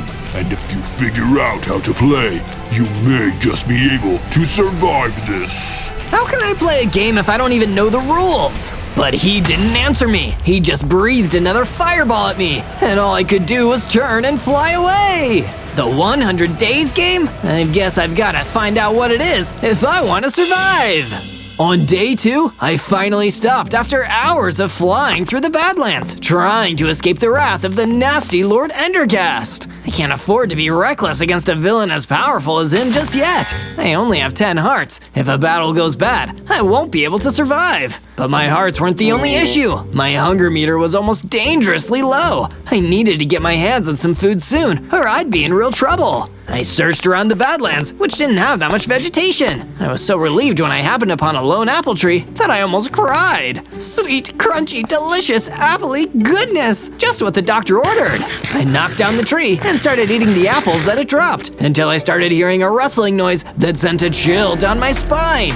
I looked up and saw an ender creeper walking towards me. Don't be a spoil sport, Devil Dragon. My lord and master wants to play a game with you, but you've got no hope of winning if you don't keep your wits about you. But I don't want to play this game. Let's just talk, okay? And my name isn't Devil Dragon, it's Zozo. Boom! Before he could say anything else, he detonated, leaving a big hole in the ground and knocking out a huge number of my hearts. Oh no, I don't have any healing items. There's no way I could survive another attack like that. That's when my savior arrived. A fire guardian appeared in front of me. For a second, I was worried he'd attacked me. And then he spoke. You are the Endergast's latest victim. It may feel hopeless, Devil Dragon, but with our help, it is not. Come with me! So you're on my side? If there are sides, yes. The only sides I see are the survivors and the condemned. Follow me! And so I did.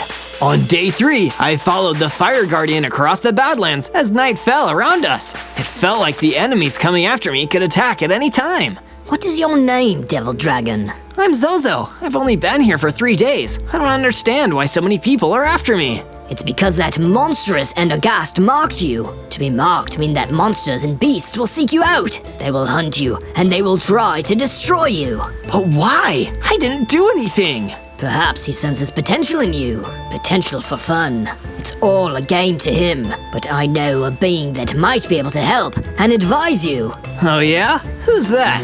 The game's last survivor. The fire guardian led me to a campfire where a soul blaze was waiting. He sent me over to speak to the supposed survivor of the Endergast's game. So, you're the new one he picked. My commiserations. You're in for a horrific 100 days. But why? What exactly is the 100 Days game, and how did you survive it? It's a grand hunt. Over 100 days, they'll send everything after you, every challenge and monster at his disposal, of which there are many. You will be pushed to the limit, and you will only have 2 choices, to hide or fight back. I'll fight back! You can't hide from bullies like the Endergast. He'll never give up, so neither will I! There may be hope for you yet. Make a base, find weapons, make allies, keep fighting, because if you don't, there'll be no hope for you at all. He gave me a healing potion that I took for my Ender Creeper injuries and went off on my way. From day 4 to day 5, I started following the Soul Blaze's advice. With the Fire Guardian with me as my guide, I went further out into the Badlands to make myself a base.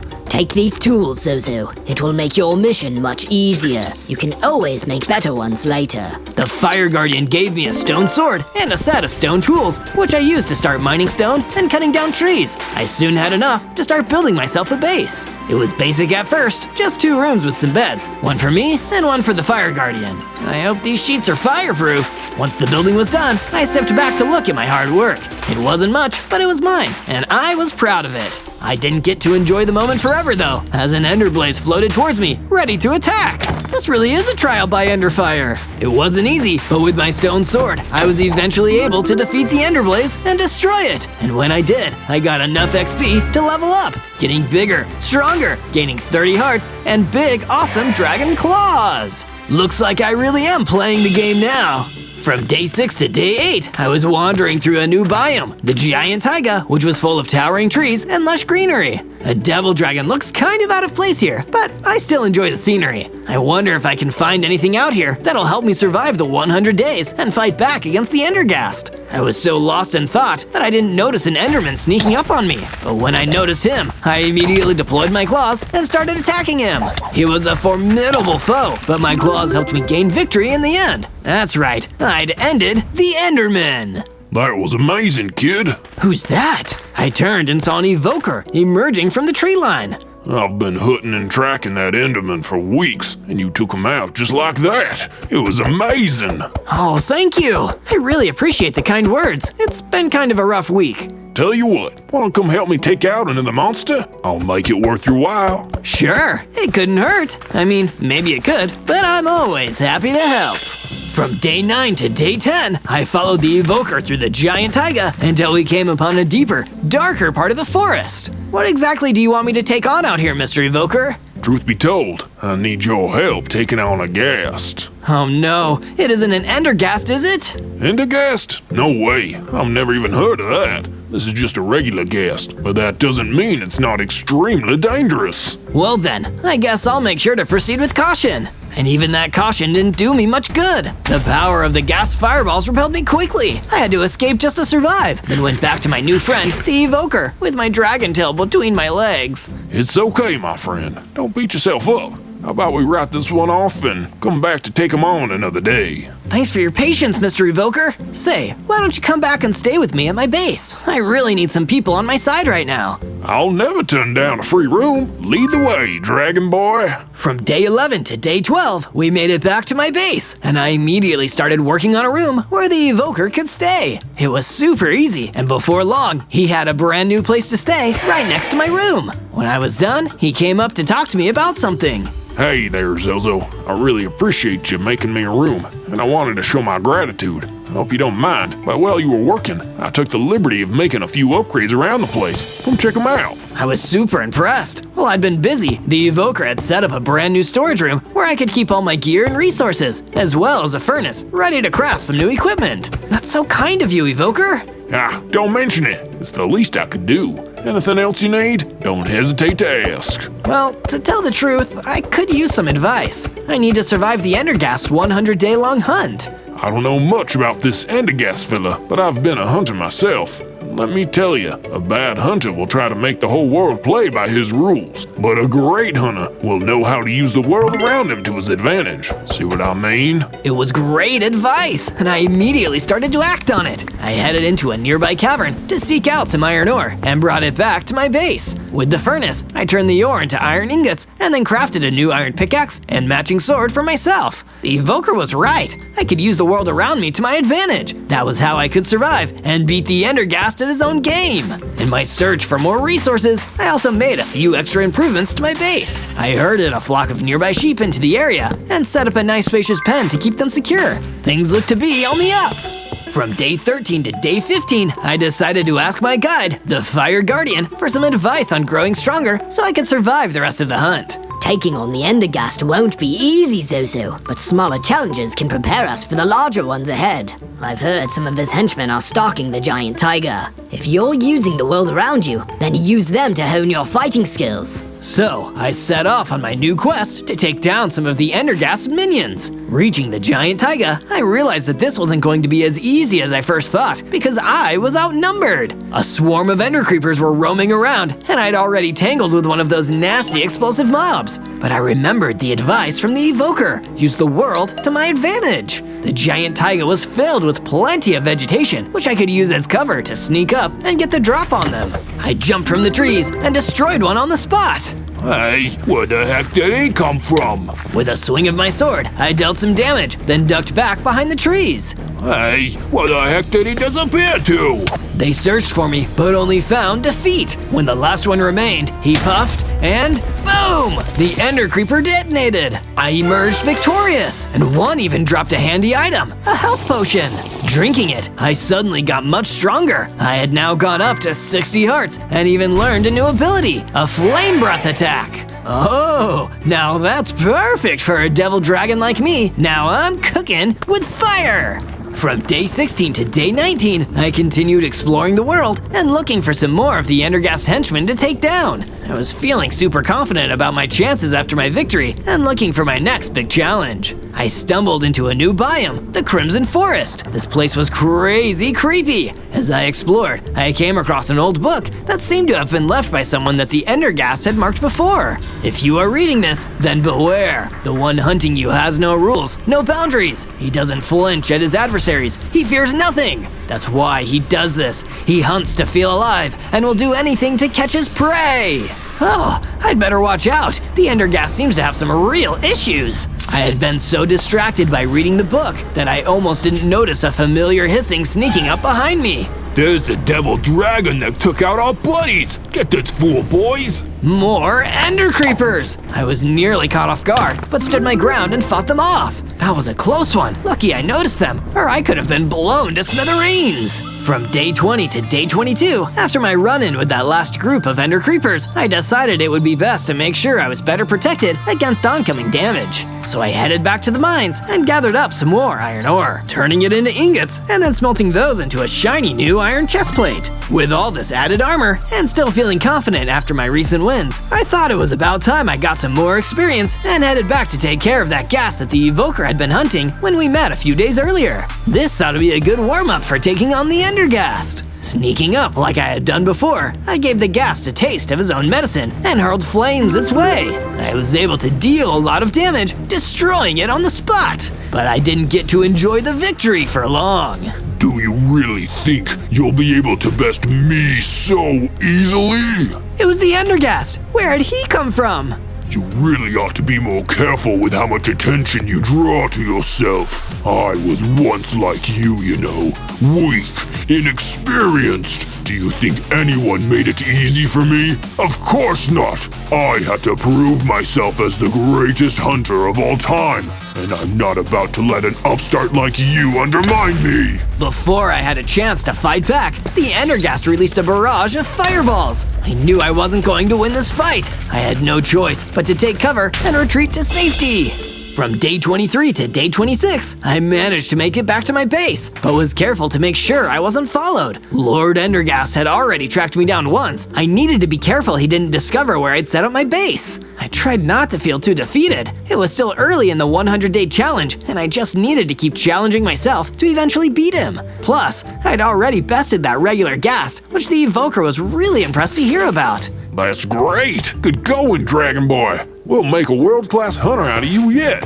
Speaking of which, I decided it was time to get in some more practice of using the world around me to improve my chances of survival. I went off for another jaunt into the mines and gathered up the last of the iron ore I could find. I had plenty to make enough ingots to craft myself an iron helmet and a pair of iron boots. I had a much better shot at resisting incoming attacks. Now I was covered in a full set of armor. Looking good, Zozo. I had a similar idea. I've been working on protecting the base. Check out our brand new perimeter wall. The place looked great. Now I would rest easy knowing the base would be defended even while I was away. Plus, it provided added safety so I could survive for the full 100 days. From day 27 to day 31, I decided it was about time I tried to challenge myself again. If I was going to use my environments to my advantage, then I couldn't limit myself to just the more familiar biomes I had visited. So I headed back towards the Crimson Forest. It looked like this place would be fairly easy to hide in. There wasn't a lot of light, and plenty of trees I could hide behind. Still, I needed some practice and finding good spots in the Crimson Forest to hide, because an iron golem was able to spot me with ease. Yeah, you know I can see you, right? Ah, darn. I'm just trying to figure out how to survive against the Endergast. You're that devil dragon that took out his ender creepers. I gotta hand it to you. This place has been nice and quiet since you took care of those guys. But I expect they'll start to muscle in again soon. Why don't you come back to my base with me? That way, you'll be out of harm's way. Say, thanks. You're all right, Mr. Devil Dragon. Together, the Iron Golem and I headed back to base. I decided I would spruce the place up a little, so I gathered up some wool from the sheep and turned that into some fashionable decorative banners. Now we were surviving in style. Zozo, come quick! The Endergast minions are out looking for those that have been marked. Wait, they aren't here though. They haven't found me yet. No, not you. The Soul Blaze. He was the last one to be marked, and he needs our help. From day 32 to day 35, we rushed back through the Badlands to where the Fire Guardian had introduced me to the Soul Blaze. I couldn't let the Endergast get to him. He'd helped me start out on my journey. Quick, Zozo! I see commotion up ahead! A huge swarm of Ender Creepers were ganging up on the Soul Blaze, blocking us from getting to him. So, the Endergast has finally found me after all this time. Couldn't run forever, I suppose. The ender creepers were closing in, hissing and getting ready to explode. Before I could get close enough, there was an almighty boom, and many of them detonated, taking the soul blaze with them. No! Hey, it's the other marked one, the devil dragon. Get him, fellas! I had to fight back and managed to fend off the few ender creepers that were still left standing. But I was too late to save my friend, the soul blaze. From day 36 to day 39, I had to go and be on my own for a while. I was starting to worry that I wouldn't see this 100-day challenge through to the end. And even if I did, it seemed that the Endergast wasn't one to admit defeat so easily. Would this be my life now? Spending every day constantly on the run until ender creepers finally caught me? My thoughts were interrupted by the Hoglin. Oi, why the long face? Huh? It's nothing. Just thinking about some stuff. Well, you got a minute to spare? A mutant blaze took my guitar, and I can't get it back. Sure, but you really should say please, you know. I tried to keep my focus on the task at hand. I still had plenty of days to get through, and if I was ever going to outsmart a hunter as ruthless and unruly as the Endergast, then I needed to become a better hunter myself. I tracked down the mutant blaze. Attacking it with fire breath probably wasn't going to end well, so instead, I snuck up a nearby hill to get the high ground, then dropped towards the mutant blaze, scratching it up with my dragon claws and finishing it off with my sword. I gathered up the Hoglin's guitar, and he seemed to be apologetically grateful. Cheers for your help there. Sorry I was so rude before. This guitar is all I've got to help me survive. I don't know what I'd do without it. You're right. That's given me a fresh perspective on things. I need to hold on to what I've still got as tight as I can. That way, I'll survive the Endergast and his unfair hunt. From day 40 to day 43, I headed back to base and back to my friends. They had helped me make it this far into the 100 days, so I needed to make sure I took care of them as much as they looked out for me. Welcome back, Zozo. I hope you're feeling better after some time alone. I am a little, but I think I'll get by with a little help from my friends. Well, I'm glad to hear that, as we are due to have more joining us soon. I hope you don't object, but without the guidance of the Soul Blaze, my fellow Fire Guardians need a refuge, so I've urged them to come here. Of course, the more the merrier. Say, have you been decorating in here? Just a few small improvements. The Fire Guardian had really been helping bring the place together with some brand new couches and bookshelves. And not a moment too soon either, seeing as his Fire Guardian buddies soon started showing up. After I had helped to greet them, the Iron Golem came up to me. Hey, Mr. Devil Dragon. You can call me Zozo, you know. My bad. I've got a favor to ask. Would you go to my old place and pick up my emerald stash? I left it behind by mistake, and I'm worried I'll get seen by one of the Endergast cronies if I head back on my own. No problem. Leave it to me. From day 44 to day 49, I ventured back to the Crimson Forest to track down the Iron Golem's emerald stash. It wasn't exactly the most challenging task I'd faced, but at least I was helping out my friends. That was the key to my survival, working together. Unfortunately, I wasn't the only one who'd had that idea. The Endergast came bursting out of the shadows towards me, accompanied by his toughest stooge yet, a mutant wither skeleton. Found you again, and you aren't going to be getting away so easily this time! You're the one who's found me so many times, but failed to stop me. Face it, you're only trying to prove what a scary hunter you are, because in reality, you're just not that good at it. I'm an exceptional hunter, and you wanna know why? Fear! If you make the creatures of this world fear you, then they'll bend to your whims. For example, let me introduce you to my friend here. Not tough enough to take me on yourself? Oh, you naive fool. You think you can goad me? This is all part of my game, making you grow confident, even arrogant. Also, I can make you realize how futile your efforts were when I finally beat you. With that, he slunk back into the shadows as his mutant wither skeleton started coming towards me, ready to attack. I drew my sword and leapt into battle. From day 50 to day 53, I crossed swords with the fearsome mutant wither skeleton. This was by far my toughest fight yet. With the nasty mob lacked in speed, it more than made up for in strength. I had to make sure to put some cover between me and it when the creature geared up for another heavy attack. Oh, the little devil dragon only made it halfway. Looks like you won't be seeing day 100. That's what you think. Huh? Where did that come from? I remembered to use my environment to my advantage. While I was behind cover and the mutant wither skeleton was talking, I quietly slipped around to some cover behind him. Now he was looking in the wrong place, and it meant I could get the drop on him. I launched a flame breath attack and struck the mutant wither skeleton with my flames, then charged in to deliver the final blow with my sword. He was down, defeated, but not destroyed yet. You're tougher than I thought. Tell me how I can defeat the Endergast. Defeat him? You'll have to find him first. He resides in the Dover Mountains, surrounded by his most loyal and powerful hunters. You might as well take these. As he died, the mutant wither skeleton passed me a handful of mystical diamonds. These would come in handy later, I thought, so I held on to them. From day 54 to day 57, I continued to search around the Crimson Forest and eventually found the Iron Golem's emerald stash. Unfortunately, there was a problem. A mutant husk had picked it up. So I hid and waited for it to drift past me, then leapt out, landing a powerful series of claw attacks and dealt with it in no time. I headed back to my base with the emerald stash and was finally able to return it to my friend, the Iron Golem. Thanks, Zozo. In exchange for this favor, I'll tell you an important secret. A secret? What do you mean? The devil dragons! Long ago, they were considered to be the most prized prey to an aspiring hunter wanting to prove themselves. But they were so rare that hardly anyone could catch them. Only one appeared every few hundred years. That must be why the Endergast is so interested in me.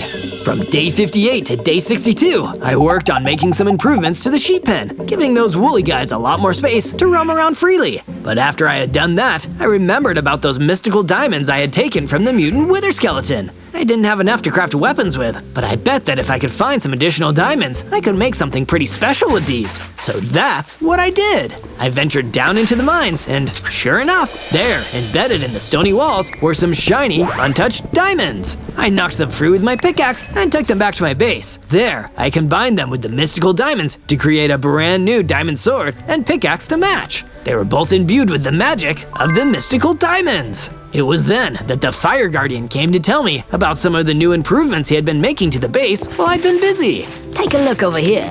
I've made the living area more comfortable to accommodate everyone that's staying here at the base. And there's even a fireplace. My fellow Fire Guardians were feeling a little aimless without some fire to guard. Wow, these are some impressive upgrades. From day 63 to day 66, I decided to have a chat with my old pal, the Evoker. Since he was a more accomplished hunter, I figured he might know something about the mountains where the Endergast's base supposedly was. Smart call asking me. That's the mark of a hunter who's willing to learn from the experience of others. Mountains, eh? Not the nicest of places. Shame that you'll have to head over there. If you head due west from here, you'll find the path there. But watch your footing. It's a treacherous biome to be in. I set off in the direction that the Evoker had pointed me in, and before long, I found myself in the mountains. This place looked pretty desolate, even more than the Badlands or the Crimson Forest. Something about all those stony spires made it seem unforgiving. I suddenly got startled and instantly turned to face what I thought was my attacker. I was prepared to face off against some of the toughest mobs working for the Endergast, and when I saw a mutant hoglin, I thought he was after me. Hey, take it easy, bro. Wait, you're not here to attack me for the Endergast? What, that jerk? No way, bro. I'm a hunter. I've been on the trail of a wild blue manticore, a fascinating but aggressive beast. You look like an aspiring hunter too. Fancy coming along to show me what you got? Okay, let's go. But we should tread quietly. Don't want to attract too much attention. Ah, good call. I can tell you've done this before. From day 67 to day 70, I ventured further into the unfamiliar terrain of the mountains. The mutant hoglin hunter was a pretty good tracker and showed me some of the tracks that the blue manticore had left. I took the opportunity to get familiar with this new biome. After all, if the Endergast was hiding somewhere here, I'd need to make sure I could use the mountains to my advantage. Before long, we had found the blue manticore's lair. I took the lead, making sure I was staying nice and stealthy. Once I was at the edge of the cave, I used my flame breath to smoke out the blue manticore into the open. I leapt into action, swiping my claws at the surprised creature. The blue manticore's hide was tough to pierce with my dragon claws, but not enough for my diamond sword. My blade cut through the armored hide with ease, and I felled the beast at last. That was some nice hunting there, Zozo. Well, happy trails. Maybe I'll see you around sometime, bro. Huh, what an odd dude. From day 71 to day 74, I continued my exploration of the mountains, trying to figure out where the Endergast had hidden his base. This was a far more dangerous biome than the others I had visited. In some of the more elevated parts, one wrong step could lead to a nasty fall. While carefully navigating a mountain, I was sure that I saw a rock formation that seemed to spell out words. It read, "If you're enjoying this video, then be sure to watch more by searching for ZO. Must be a trick of light. Or maybe this altitude is making me lightheaded. I carefully skidded down to the foot of the mountain, only to see a familiar, frightening face waiting for me. It was the dreaded Lord Endergast. What do you think you're doing here? These mountains are my territory. How dare you? You think you can track me here to my mountains and expect to make it out alive? Wow, he's really mad. I didn't expect him to be so precious about the mountains. I quickly dodged out of the path of an oncoming fireball and grabbed my sword. The diamond blade caught the Endergast by surprise, and for a moment, I thought I might be able to actually get the upper hand on him. But he was still too strong, fending me off with ease as he regained his composure. I had to get out of there, and fast. It was time for another timely retreat back to the base. From day 75 to day 78, I went back to my base and sat down in my room for a bit. I wasn't feeling too good about running away from the Endergast again. I knew it was the smartest thing I could have done in the situation, otherwise I would have been done for. But it still stung a little, knowing I hadn't beaten him. Hey, you Zozo, don't let it get you down. Maybe seeing our brand new watchtower will lift your spirits. While I was gone, the Iron Golem had been working on adding a watchtower to the base so we could see threats coming from afar. I had to admit, climbing up to the top, that the view really put a smile on my face, but not as much as what happened next. Zozo, I've been looking for you. My fellow Fire Guardians and I have been working on a thank you gift for you. Here, drink this potion. I took the magical upgrade potion and suddenly felt myself getting much stronger. Wow, I now had a whole 100 hearts. And to make things even better, I had improved my fireball attack into a mighty dragon fireball attack. Now I was really living up to my devil dragon name. From day 79 to day 84, feeling more confident and much more powerful, I decided to head back towards the mountains to confront the Endergast. But when I made it back to the spot where we had last clashed, he was nowhere to be found. I did have a run-in with a fire ogre. There were so many different mobs in the mountains that this biome was almost like a whole other world. I quickly learned that fire ogres were resistant to my dragon fireball attack, but it didn't fare as well against my sword and the forces of gravity. After I defeated the fire ogre, I searched their lair for any interesting loot and stumbled upon an imprisoned black kitty. Oh, thank you. That horrid ogre wanted to eat me. Please get me out of here, and I'll show you where they keep their most prized possession. I helped out the kitty, and to say thank you, she gave me a diamond helmet from the ogre's private treasure stash. Wow, this is great! I've been in need of a new helmet. From day 85 to day 89, I was heading back when, to my horror, I was met with the awful sight of a group of ender creepers attacking my base. Hey, get the heck out of here! Scram! Look out, boys! It's the Devil Dragon! I rushed after them, quickly checking to see if my friends were okay. To my relief, nobody was seriously injured, although our poor base had seen better days. I remembered my experiences as a hunter and followed the trail of the Ender Creepers. I made sure to use all of my environment to my advantage, including asking a passing Darkness Ostrich if he'd seen those creepers. Yeah, you just missed them. They were heading that way. Take them out. Last thing we want is Endergast goons ramming these bad ones. I caught up with the Ender Creepers and wasted no time launching a huge dragon fireball attack. But then, it hit me. They were heading back towards the mountains. I could use this to my advantage too. These Ender Creepers could lead me to the Endergast base. From day 90 to day 94, I kept up with the Ender Creepers as they fled back to their boss, the Endergast. Sure enough, keeping on their trail led me right to the Endergast's hidden base in the heart of the mountains. I leapt in to finish off the last of the Ghast Creeper cronies. I had to make sure they didn't reveal my base's location. But before I could even think about what to do next, a huge two-headed nether ogre came stomping out of the base towards me. So you're the Devil Dragon? You don't look so tough. The boss says it's time to end this game. For good. This two-headed nether ogre looked like he wouldn't go down easy. I was in for my toughest fight yet. From day 95 to day 97, I clashed with the two-headed nether ogre. It wasn't an easy fight at all. The ogre was one tough customer. He swung at me, and I had to duck out of the way. Even with my new helmet, he could have knocked my block off. I blasted him with a dragon fireball attack and followed it up with relentless slashes of my sword. There was no way to use my surroundings to help. I just had to keep up the attack. And luckily, it finally seemed to work. A well-timed fireball knocked the two-headed nether ogre off his feet, and he came toppling over with a loud thud. Ah, dang it! The boss is gonna be so angry with me! Why even work for an Endergast in the first place? You're a tough guy. I'm sure even you can't possibly be scared of him. I got no choice. I was mocked once in his 100 days hiding game. I lasted as long as I could, but he caught up to me in the end. Because I'd impressed him, he forced me to be his henchman for 100 years. So he could trap me like that too. Man, this guy really is a jerk. You said it, pal. With that, the two-headed nether ogre passed on. I had to double back to my base as quick as possible and make sure everything was okay.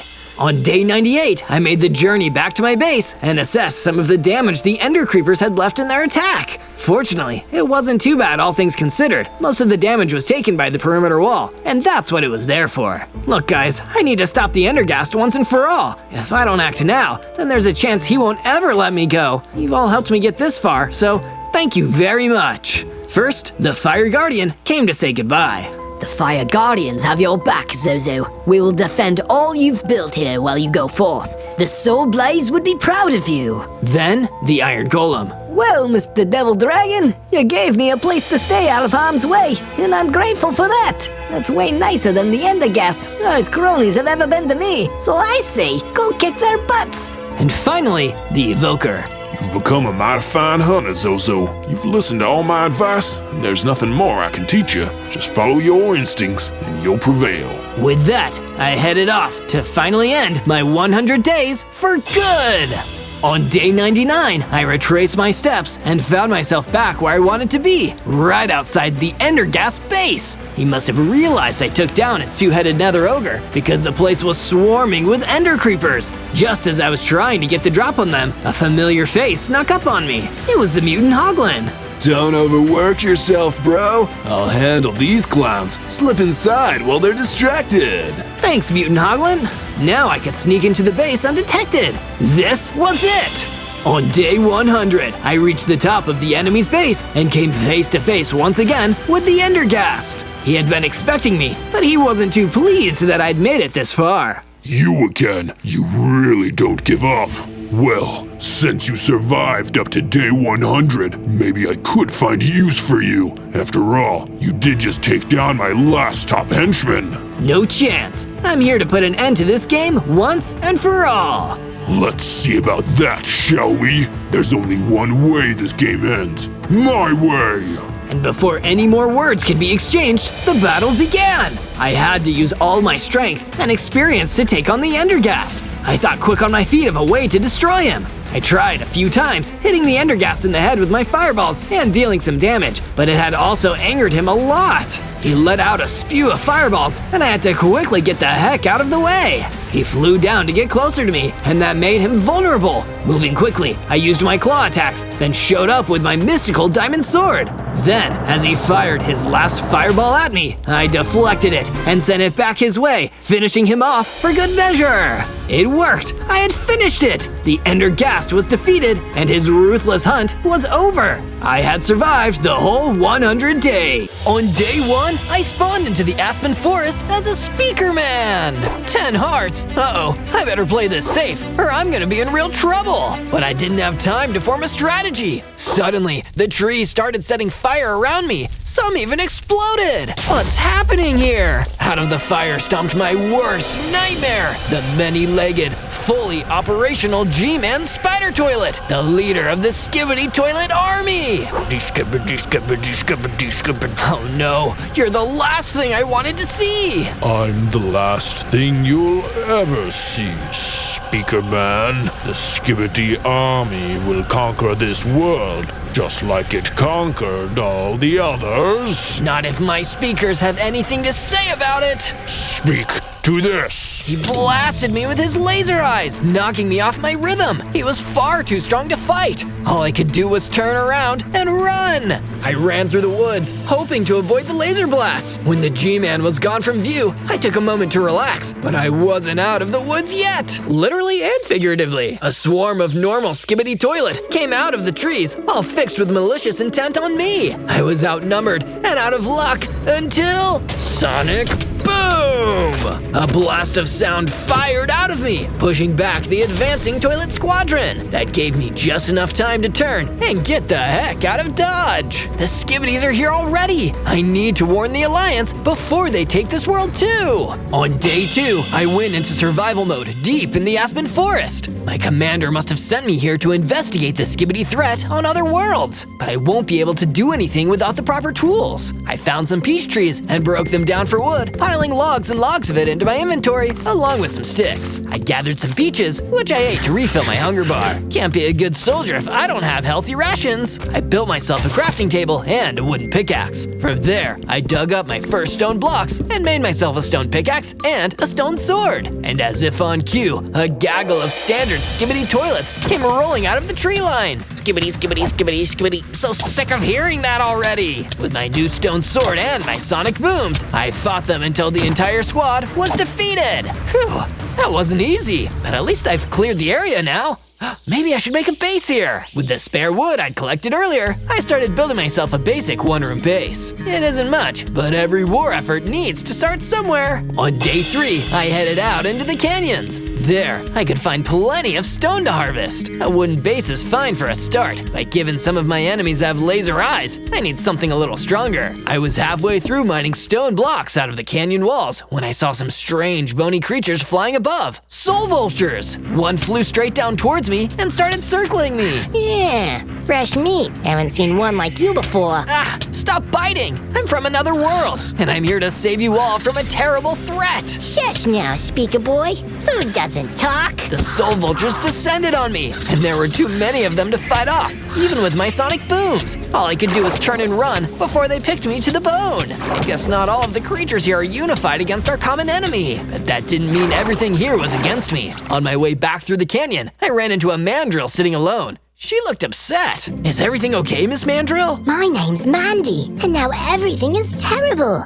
Those diabolical toilets. They destroyed my home and took everything from me. Those blasted Skibidi toilets. Come with me, Mandy. I'll let you stay at my base. I'm Zozo, and together, we'll get revenge on the porcelain monsters who did this to you. Oh, thank you, Zozo. You're a hero. She left with me as we made our way back across the treacherous canyons. From day 4 to day 5, I returned back to my base in the Aspen Forest with Mandy the Mandrill. I decided I should start from scratch, so I tore down my starter base and used the materials I'd collected to remake my base. I ended up going for a toilet base. The plan is to pretend to be one of the Skibidi toilets. I bet they won't suspect a thing. Inside the toilet, I even built a new room for Mandy, giving her a bed and some furniture in there. Figuring we could use some extra luxuries, I also built a kitchen and a lounge, so we could start to feel a little more at home in this strange new place. She seemed delighted with it. Wow, Zozo, this is amazing. I'm going to rest here and get my energy back. Thank you for all you've done. Rest well, Mandy. When you're fully recuperated, we'll talk strategy. Mandy retired to her room while I conducted a perimeter search around the area. I needed to make sure that no one found the new base suspicious. That was a good instinct because a squad of Skibidi toilets were right in front of me. I'm putting my war face on. Or I would, if I had a face. I drew my sword and fought them to the last bowl. It wasn't easy, but in the end, my battle experience served me well, and they were destroyed. And even better, once they were gone, they left behind a new tool, an anti-Skibidi chemical blaster. This falling into my hands is probably the last thing that they wanted. I'm gonna make them regret it. From day 6 to day 8, I left for a pasture outside the forest, knowing that we'd need some more natural resources for the base. It was just my luck to happen upon some pigs. Our army is gonna need rations. Pork and bacon will do nicely. I herded some pigs back to the base and built a sty for them in just the right spot. I don't have that many pigs, all things considered. That's why I returned to the pasture, ready to shepherd some more. Then, boom! A rocket hit the ground next to me, causing a massive explosion. It left me badly injured. And even worse, when the explosion cleared, I saw the G-Man spider toilet skittering towards me. Your end is nigh, Speaker Boy. None shall stop the Skibidi army. Before I even had time to equip my blaster, he unleashed his full arsenal, firing rockets and his laser eyes. There was no way I could fight him, especially injured.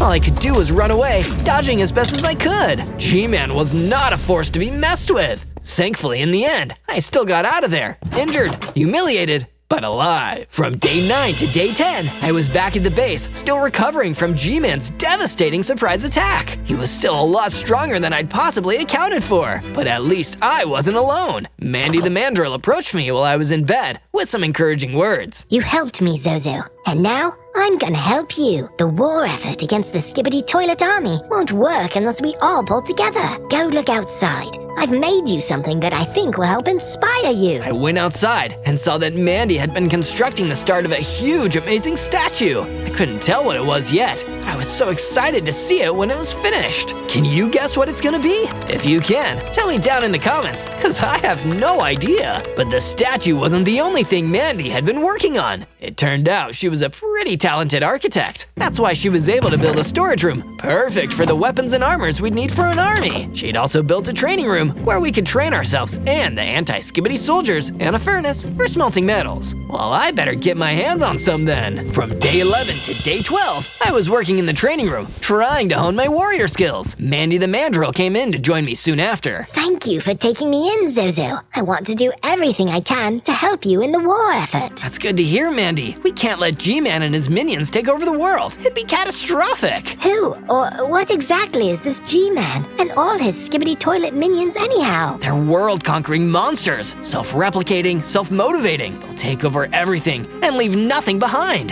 They tried to do it in my world, and I think my commanders back at the Alliance must have sent me here to stop it from happening here. That sounds horrible, Zozo. But how can we possibly stop them? There are so many of them, and they're so powerful. All we can do is fight, Mandy. Fight with everything we've got. That way, even if we lose, we'll lose honorably. Sounds like a plan to me, Zozo. We'll never let those evil toilets win. From day 13 to day 15, I went back to the canyons to settle an old score. How can I be expected to be a good soldier and take on the Skibidi army if I can't even beat some soul vultures? The second I saw one of them circling above me, I couldn't help but feel nervous. Then, it spotted me and swooped down to engage. Back again, Speaker Boy? Good. I was feeling rather peckish. You don't know what you're doing, Vulture. This is a war. It's Skibidi toilets versus everything else. You don't think they'll come for you too? War is our bread and butter, Speaker. Skibidi toilets, speakers, animals, all the same meat to us. We just enjoy the remains on the battlefield. Then I guess I better take you down. But the Soul Vulture wasn't alone. The whole flock came swooping in, and I needed to use my sonic booms to take them all down one by one. When they were defeated, I had enough XP to level up, becoming bigger, stronger, and getting a boost to 24 hearts. But most importantly of all, I developed a new offensive capability, Energy Blast. Oh yeah, that's more like it. From day 16 to day 19, I realized that I needed to create weapons for the war effort against the toilets. That's why I ventured into an abandoned mining cavern beneath the first, ready to take on whatever I needed to in order to win the war. And I came up against resistance straight away, a deadly blaze creeper. It started shooting fireballs at me. I tried to take it down from a distance, but it wasn't working. I got closer, and he just exploded. That was dangerous. Hope I don't encounter any more of these. I should check if he dropped any useful loot. I approached the creeper hole, but instead of finding loot, the explosion uncovered a rich vein of iron ore. Exactly what I was here for. I collected up as much iron as I could, then returned to my base. I used the furnace to smelt it, and used some spare sticks to make a couple of iron swords. I kept one sword for myself, and put the other in my training room. With these, I can start to arm an anti-Skibidi army of my own. With the spare iron, I made myself an iron pickaxe. This would be perfect if I ever got hands on some diamonds. From day 20 to day 22, I was woken up with a start by Mandy the Mandrill. She was hopping around in a blind panic. Zozo, Zozo, you need to wake up. What's happening, Mandy? You're confusing me. G-Man, he's right outside. Said something about wanting to stamp out the resistance personally. Oh no, then I better get out there and stop him. I grabbed my weapons and ran out to face G-Man. He wasted no time in firing one of his rockets, which barely missed me. You've gotten stronger, Speaker Boy, but not strong enough. You think you can stop the ravages of war, we will consume all. The Skibidi rampage will never end. You're not a wall. You're barely even a speed bump. All this talk, G-Man. I think it's because you're afraid. But I'm not about talk. I'm about action. Let's fight, you clogged up toilet. The battle began. He blasted me with his laser eyes, but I was much stronger than I used to be. I volleyed sonic booms and energy blasted him, and when those had thrown him off balance, I pulled out my Skibidi blaster and let him have it. Clearly, it was all a little too much for him. He broke away from the battle and used his rockets to destroy the blocks between us. You got lucky, Speaker Boy. Next time, my minions will deactivate you for good. He skittered off into the desert. I think I saw a crack in its ceramic armor. Maybe I can win this war after all. From day 23 to day 26, I worked tirelessly in order to build an upgraded weapon that might turn the tide of the war against the insidious Skibidi toilets. I had to enhance my own individual abilities so that the next time I met G-Man, I could deal some real damage to him. Since fighting with music was my specialty as a speakerman, I chose to make a guitar weapon that would amplify the sonic frequencies of my speaker head. What an awesome idea for a weapon! I went into the training room to start trying it out on some blocks and found it was insanely effective. Now I'm loud and proud. Proud to be a devoted soldier fighting back against the forces of Skibidi, that is. And if you want to support the cause and help me in my other crazy adventures, remember to search ZOZO in order to find more of my videos. But for now, I'm going to get back to preparing for the battle so that we can win this war. From day 27 to day 31, I was baking some peach pies when Mandy came over to tell me she completed more of the statue and wanted to show me her progress. This way, Zozo. It's really cool. Okay, wait for me. I followed Mandy out to the area where the statue was being built and gazed in wonder at what it had already become. This would certainly inspire the troops to fight, but I couldn't help but feel as though something was missing. Hey Mandy, don't you think that part could use a bit of red concrete? You know, to really make it stand out? You're right. I totally see that. But it's pretty rare around these parts. You'll have to travel to the Grad Gardens for it. I've never been there before, but if it's for the statue, I'll do it. Be careful out there, Zozo. The Skibidi enemies are everywhere. You know me, I'm always careful, especially in enemy territory. Within a couple days' journey, I found myself in the Grad Gardens. Just as I had feared, the Skibidi toilets had already spread to this biome too. Skibidi, skibidi, skibidi, skibidi, skibidi, skibidi. A bunch of them came at me all at once, so I pulled out my guitar and started swinging away. The sonic waves were more than they could have, and were able to quickly defeat them all. When there were no more Skibidi toilets in the area, I found out what they were guarding. It's a treasure chest with a whole bunch of red concrete and some extra red nether bricks. My quest was not in vain. I gathered the material and began to make my way out of the Cracked Gardens. From day 32 to day 35, I was attacked by another pair of Skibidi toilets while on my way out of the Cracked Gardens. This is bad. There are more of them here than I thought. I struck them down with my guitar and scanned the area for more of the enemy. Thankfully, there weren't any more Skibidi toilets, but there was a swamp pig. There was me. You should get to safety. This whole biome is crawling with those creepy Skibidi monsters. I want to, but not without my best friend, Otto the Ocelot.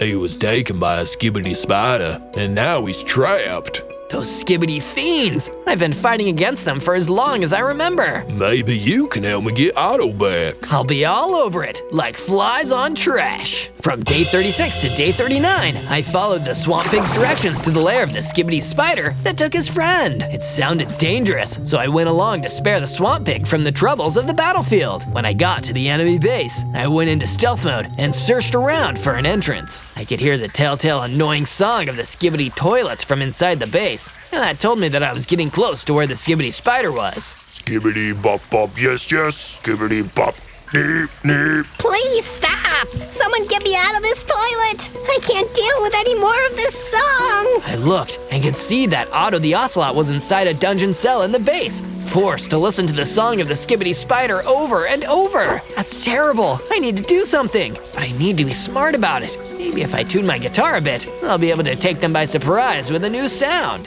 From day 40 to day 43, I snuck inside the mini base and hid myself from the ordinary Skibidi toilet soldiers. All I have to do is deal with the Skibidi spider who is guarding the ocelot, then I'll be able to extract him and escape. I quietly, carefully made my way to the center of the lair and over to the cell where Otto the ocelot was held captive. Let me go! You've held me captive for many days, and I can't help you with your war. I wouldn't skibbity say that. Your world seems skibbity short on humanoids, so if we want to make more skibbity toilets, we'll have to make skibbity-doo with the animals. You will be the first ocelot to ever join the skibbities. No, please, I hate toilets. I try to avoid them. Skibbity, skibbity, skibbity. No! Before Otto could come to harm, I stormed in, isolating the spider. Let that ocelot go, Skibbity Spider. I'm the one you want. I know you. You're that speakerhead that G-Man told me about. I'm going to skibbity skin you. The Skibbity Spider charged forth, but I countered with my guitar. Thanks to the tuning I did the other day, my guitar now had greater knockback. Every time the Skibbity Spider got close, I bashed him farther away and dodged his approach. It took a while, but with enough whacks, the Skibbity Spider went down. Come on, Otto, we're busting out of here. Swamp Pig is waiting for you. Thank you, Speakerhead. Otto and I made our stealthy exit from the mini base and returned to the Swamp Pig. The two were happy as could be and promised to get as far from the Skibbity toilets as possible. From day 44 to day 49, I transported the building blocks that I was able to find in the Crag Gardens back to my base in the Aspen Forest. It's good to be back after spending so much time in enemy territory. Our defenses are looking a little thin though. I'll do something about that later. Once I was inside the base, I met up with Mandy, who was just feeding the pigs, and I turned the building blocks over to her. This is just what we need to continue work on the statue. Was it difficult to get? Not for me. I'll do anything for the cause. I'll get back to work on the statue, and here is some bacon for you. Neat. I'm gonna work on something too. I went back to the perimeter of the base so I could do something about the lacking defenses I spotted earlier. The solution was simple, yet effective. A perimeter wall around the entire base. The Skibbities will have a hard time getting through that. When the wall was done, I went to see Mandy. She had already completed the next part of the statue. Looks like we were both working hard. It's like you said before, Zozo. Anything for the cause. That's right, Mandy. We're gonna win this war no matter what. That moment, I felt really inspired. From day 50 to day 53, the G-Man brought a big army of Skibbity toilets to attack the base. The new defenses were able to slow them down, but we were definitely outnumbered. Even so, there was no way I'd give up. It was time to fight. You're going down the drain, you toilets. Skibbity, skibbity, skibbity, skibbity, skibbity, skibbity. With the knockback of my guitar, I kept the Skibbity toilets at a distance so that I could take them on individually. When they crowded, they were strong, but on their own, I could handle them. Divide and conquer. That reminded me that I was also fighting alone. Oh no. Mandy, I have to make sure she's okay. The G-Man spider toilet had Mandy in his terrible grasp. I almost couldn't watch. Speaker boy, you've survived longer than we expected. But the next toilets we send after you will be like nothing you've ever seen. We'll make your mandrill friend into one of them. I won't let them change me, Zozo, but come and rescue me soon. Mandy and the G-Man disappeared into the distance. I vowed to myself that I'd get my friend back. But first, I had to take out the rest of these Skibbity toilets. With my trusty weapon, I cleared out the base and began to feel strong as a new form of power took hold within me. I grew into a big speakerhead, feared by Skibbity toilets everywhere. I had 40 hearts and a brand new Ice Blast attack that would freeze the Skibbity enemies solid. From day 54 to day 57, I restored the base to its former glory. The attack had been devastating, but even more devastating was the loss of Mandy, my friend, my fellow soldier, Mandy. If the G-Man made her into the first mandrill Skibbity toilet, I might have to… No, I don't even want to think about that. I have to save her! I was full of concern for the animal mobs of the world because any of them might get turned by the G-Man and his many Skibbity toilet minions. I decided to return to the Crag Garden and see if the Swamp Pig was still around that area. Sure enough, he was. I am. I'm around the area. You are. Not to be rude, but weren't you going to go somewhere safer? There aren't that many safe places left. You did a great job fighting the Skibbity toilets when you were here last time, so me and Otto thought we could hold out here. This war has gotten really bad. There must be a base of operations where their Skibbity toilets are coming from. If we beat them there, maybe we can stop their armies from spreading. I've heard that a lot of Skibbity toilets have been seen and heard coming from the Crimson Forest. If that's where the enemy is coming from, I have to proceed with caution. Still, intel. This intel might help me save the world. Thanks, Swamp Pig. I was thanked. From day 58 to day 62, I mined for some diamonds because it was high time that I got myself some diamond gear. I need to be fully equipped when I face down the Skibidi toilets on their own territory. It's diamond or nothing, man. I walked further through the cave and came to a dead end. I started digging and broke through into a massive cave. It was teeming with diamonds. And one very big tarantula. Oh, spiders are freaky. I don't want to get near this thing, but my anti-Skibidi ranged weapon won't work on it. So melee it is. I drew my guitar and squashed that spider with a few decisive smacks. I wonder if this is where those spider toilets get their legs. You know, I forget I asked. I gathered a bunch of the diamonds and crafted myself a diamond pickaxe and diamond sword. Success! From day 63 to day 66, I was walking by the incomplete statue in the base and decided to spend some time looking at it. Mandy had been doing her best to complete the statue so that it could be seen by all, and I did my best to help by getting the materials for it. We worked together. That was teamwork, and teamwork is the only way we can defeat those Skibidi toilets. I will rescue Mandy and defeat the G-Man and all of his toilets. For the sake of this world and all the creatures living in it, we will win! And if you want to get in on the teamwork, you should hit that subscribe button so that you can see my videos whenever they come out. The more subscribers the channel gets, the bigger our team gets, and the more Skibidi toilets we can defeat. So what are you waiting for? Subscribe! From day 67 to day 70, I infiltrated the Crimson Forest so I could see what was going on behind enemy lines. Before too long, I could see a huge base that definitely belonged to the Skibidi toilets. Bet that is some kind of weapons research lab. You've probably got Mandy held captive inside there. Hang on, Mandy. I won't let them turn you into a Skibidi toilet. I got out my anti-Skibidi chemical blaster and made my way towards the entrance. There were two classic model Skibidi toilets standing guard over the gate.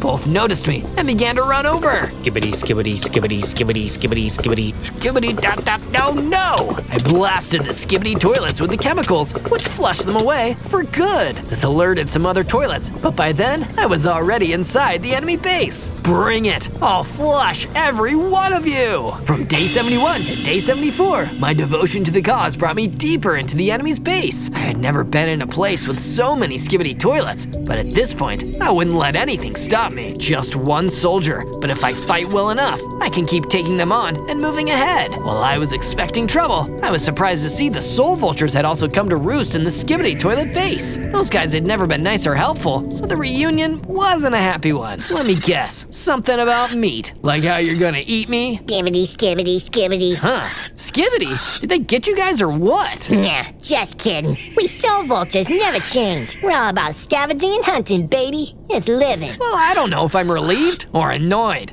Let's just fight. I took out my diamond sword and cut down the soul vultures. They weren't that difficult to beat now that I'd powered up. In the same room that I was attacked by the soul vultures, I found a chest with a full suit of diamond armor. Super! I can take on the world in this. I could hear the Skibidi song getting deeper and louder, which meant that I was getting close to the G-Man. This'll be the rematch of the century. From day 75 to day 78, I found the evil Skibidi toilet laboratory where the G-Man had been keeping Mandy. They had her caged, just like she promised. The Skibidi toilets were unable to turn her into one of them. You made it, Zozo. I was waiting this whole time, and I knew you wouldn't let me down. I would never leave behind a fellow soldier, Mandy. We're in this together. Let me get you out of those restraints. I freed Mandy and broke a hole in the wall so she could escape. Run back to base. I'll be right behind you. Just then, G-Man's spider toilet burst into the room. Well, we meet again, Speaker Boy.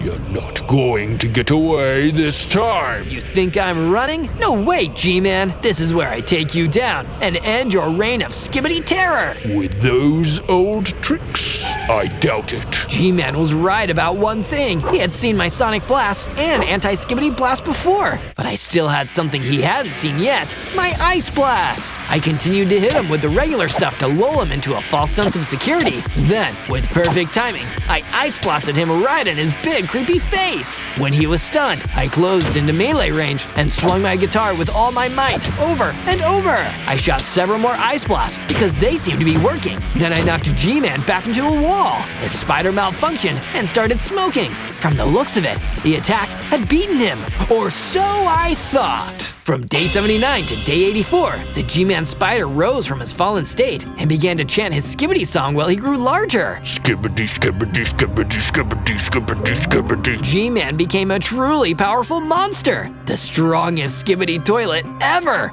The peak of their horrible evolution. Uh-oh, I'm not equipped for this. What's the matter, speaker boy? Scared? Even your best weapons can't touch me now. I have gone to a level beyond. Soon, all things will be ruled by the cold porcelain of the Skibidi toilets. I will never let that happen. Mark my words, I will find a way to counter your new form, just as our side has done for every Skibidi toilet that came before. But for now, you must run.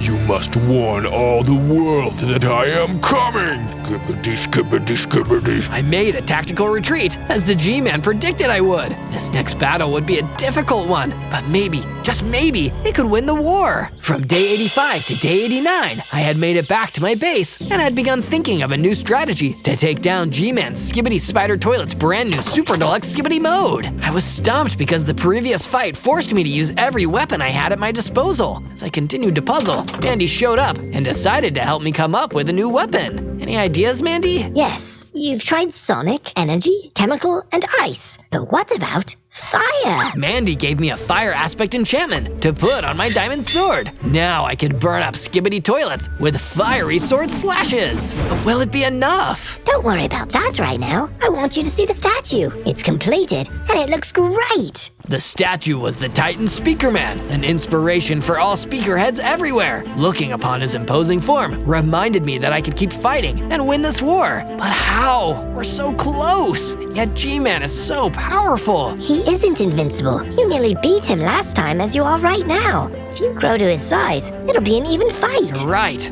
Another power-up would be exactly what I need to win the battle. I'll bet there's some Skibidi tech you could steal from their own base in the Crag Gardens. From day 90 to day 94, I made my way back to the enemy stronghold in the Crag Gardens in search of a power-up that would make me as strong as G-Man. This time I didn't need to go to stealth mode because I blasted my way through the base with fire and ice, taking down every Skibidi toilet I met along the way. I wasn't even losing hearts fighting these Skibidi toilets anymore. They weren't even a threat. Only G-Man were the same. After a bit of a search, I found what I was looking for, a potion of power that could turn anyone into a super strong version of themselves. I'll examine this back at my base and make sure it's safe to drink. From day 95 to day 97, I was back at the base experimenting with the potion and gearing up to take on G-Man when I got a surprise visit from somebody I never expected. It was Swamp Pig. Hey, what's cooking? You cooking up the diamond armor? I'm warming up to take down the G-Man. Let's not question my methods, okay? Anyways, what's up, Swamp Pig? Okay. I just came by to say that the world is a lot safer now that you defeated most of those Skibidi toilets. If you can take down the G-Man boss,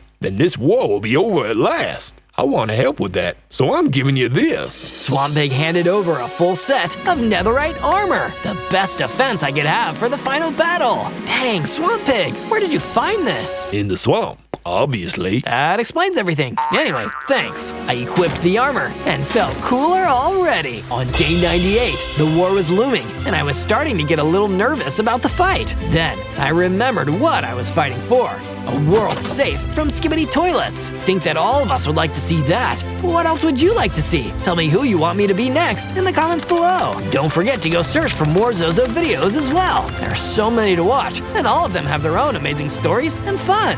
That's ZOZO. Go check it out. On day 99, I launched my attack on the Crimson Forest, finding it mostly deserted. I walked past the reception, the corridors, a terrarium where I found a vent shaft through, which I crawled deep into the base. It's incredible. I can't hear any silly Skibidi songs. Maybe they packed up and left. I kept crawling until the shaft gave way to my weight, and I dropped and landed right in front of G-Man. You wish, Speaker Boy. Skibidi will never die as long as there is someone to carry on the chorus. It was G-Man. It was me. Hey, that That's Swamp Pig's joke. You can't steal it. Actually, I can. Everything in the world belongs to Skibidi now. I am too powerful to be Skibidi stopped. Doop doop. Yes, yes. Your reckoning is upon you, Speaker Boy. You know something, G-Man? They say everybody wants to rule the world. I don't know if that's true. I just know that you won't get to. I downed the potion of power, immediately growing to the same size as G-Man with 100 hearts. He fired his laser at me, but I could fire one too now, so I counter-lasered him. I'm a firing my laser! He was not expecting that, so I mixed it up with Ice Blast, Chemical Blast, and Sonic Blast. We circled around each other, closing in as we launched projectiles. I drew my fire-enchanted diamond sword and swatted him with it. The fire seemed to hurt, but I wouldn't let him adapt, so I kept changing my attack. Ice Blast, Fire Slash, Laser Blast! The fight was tense and close, but with all my different weapons and my dedication to rid the world of Skibidi toilets, I managed to flush G-Man for good! Ah, Skibidi, no! On day 100, I basked in the glow of my victory, no, of our victory, as I returned to base and celebrated with Mandy and Swamp Pig. Hooray! Zozo is our hero. The Skibidi toilets are gone for good. This was an achievement that would go down in the history books, because together, with all of our crafts and innovations, we did something that nobody else had done. Defeat the G-Man Skibidi toilet and save the world from Skibidi domination.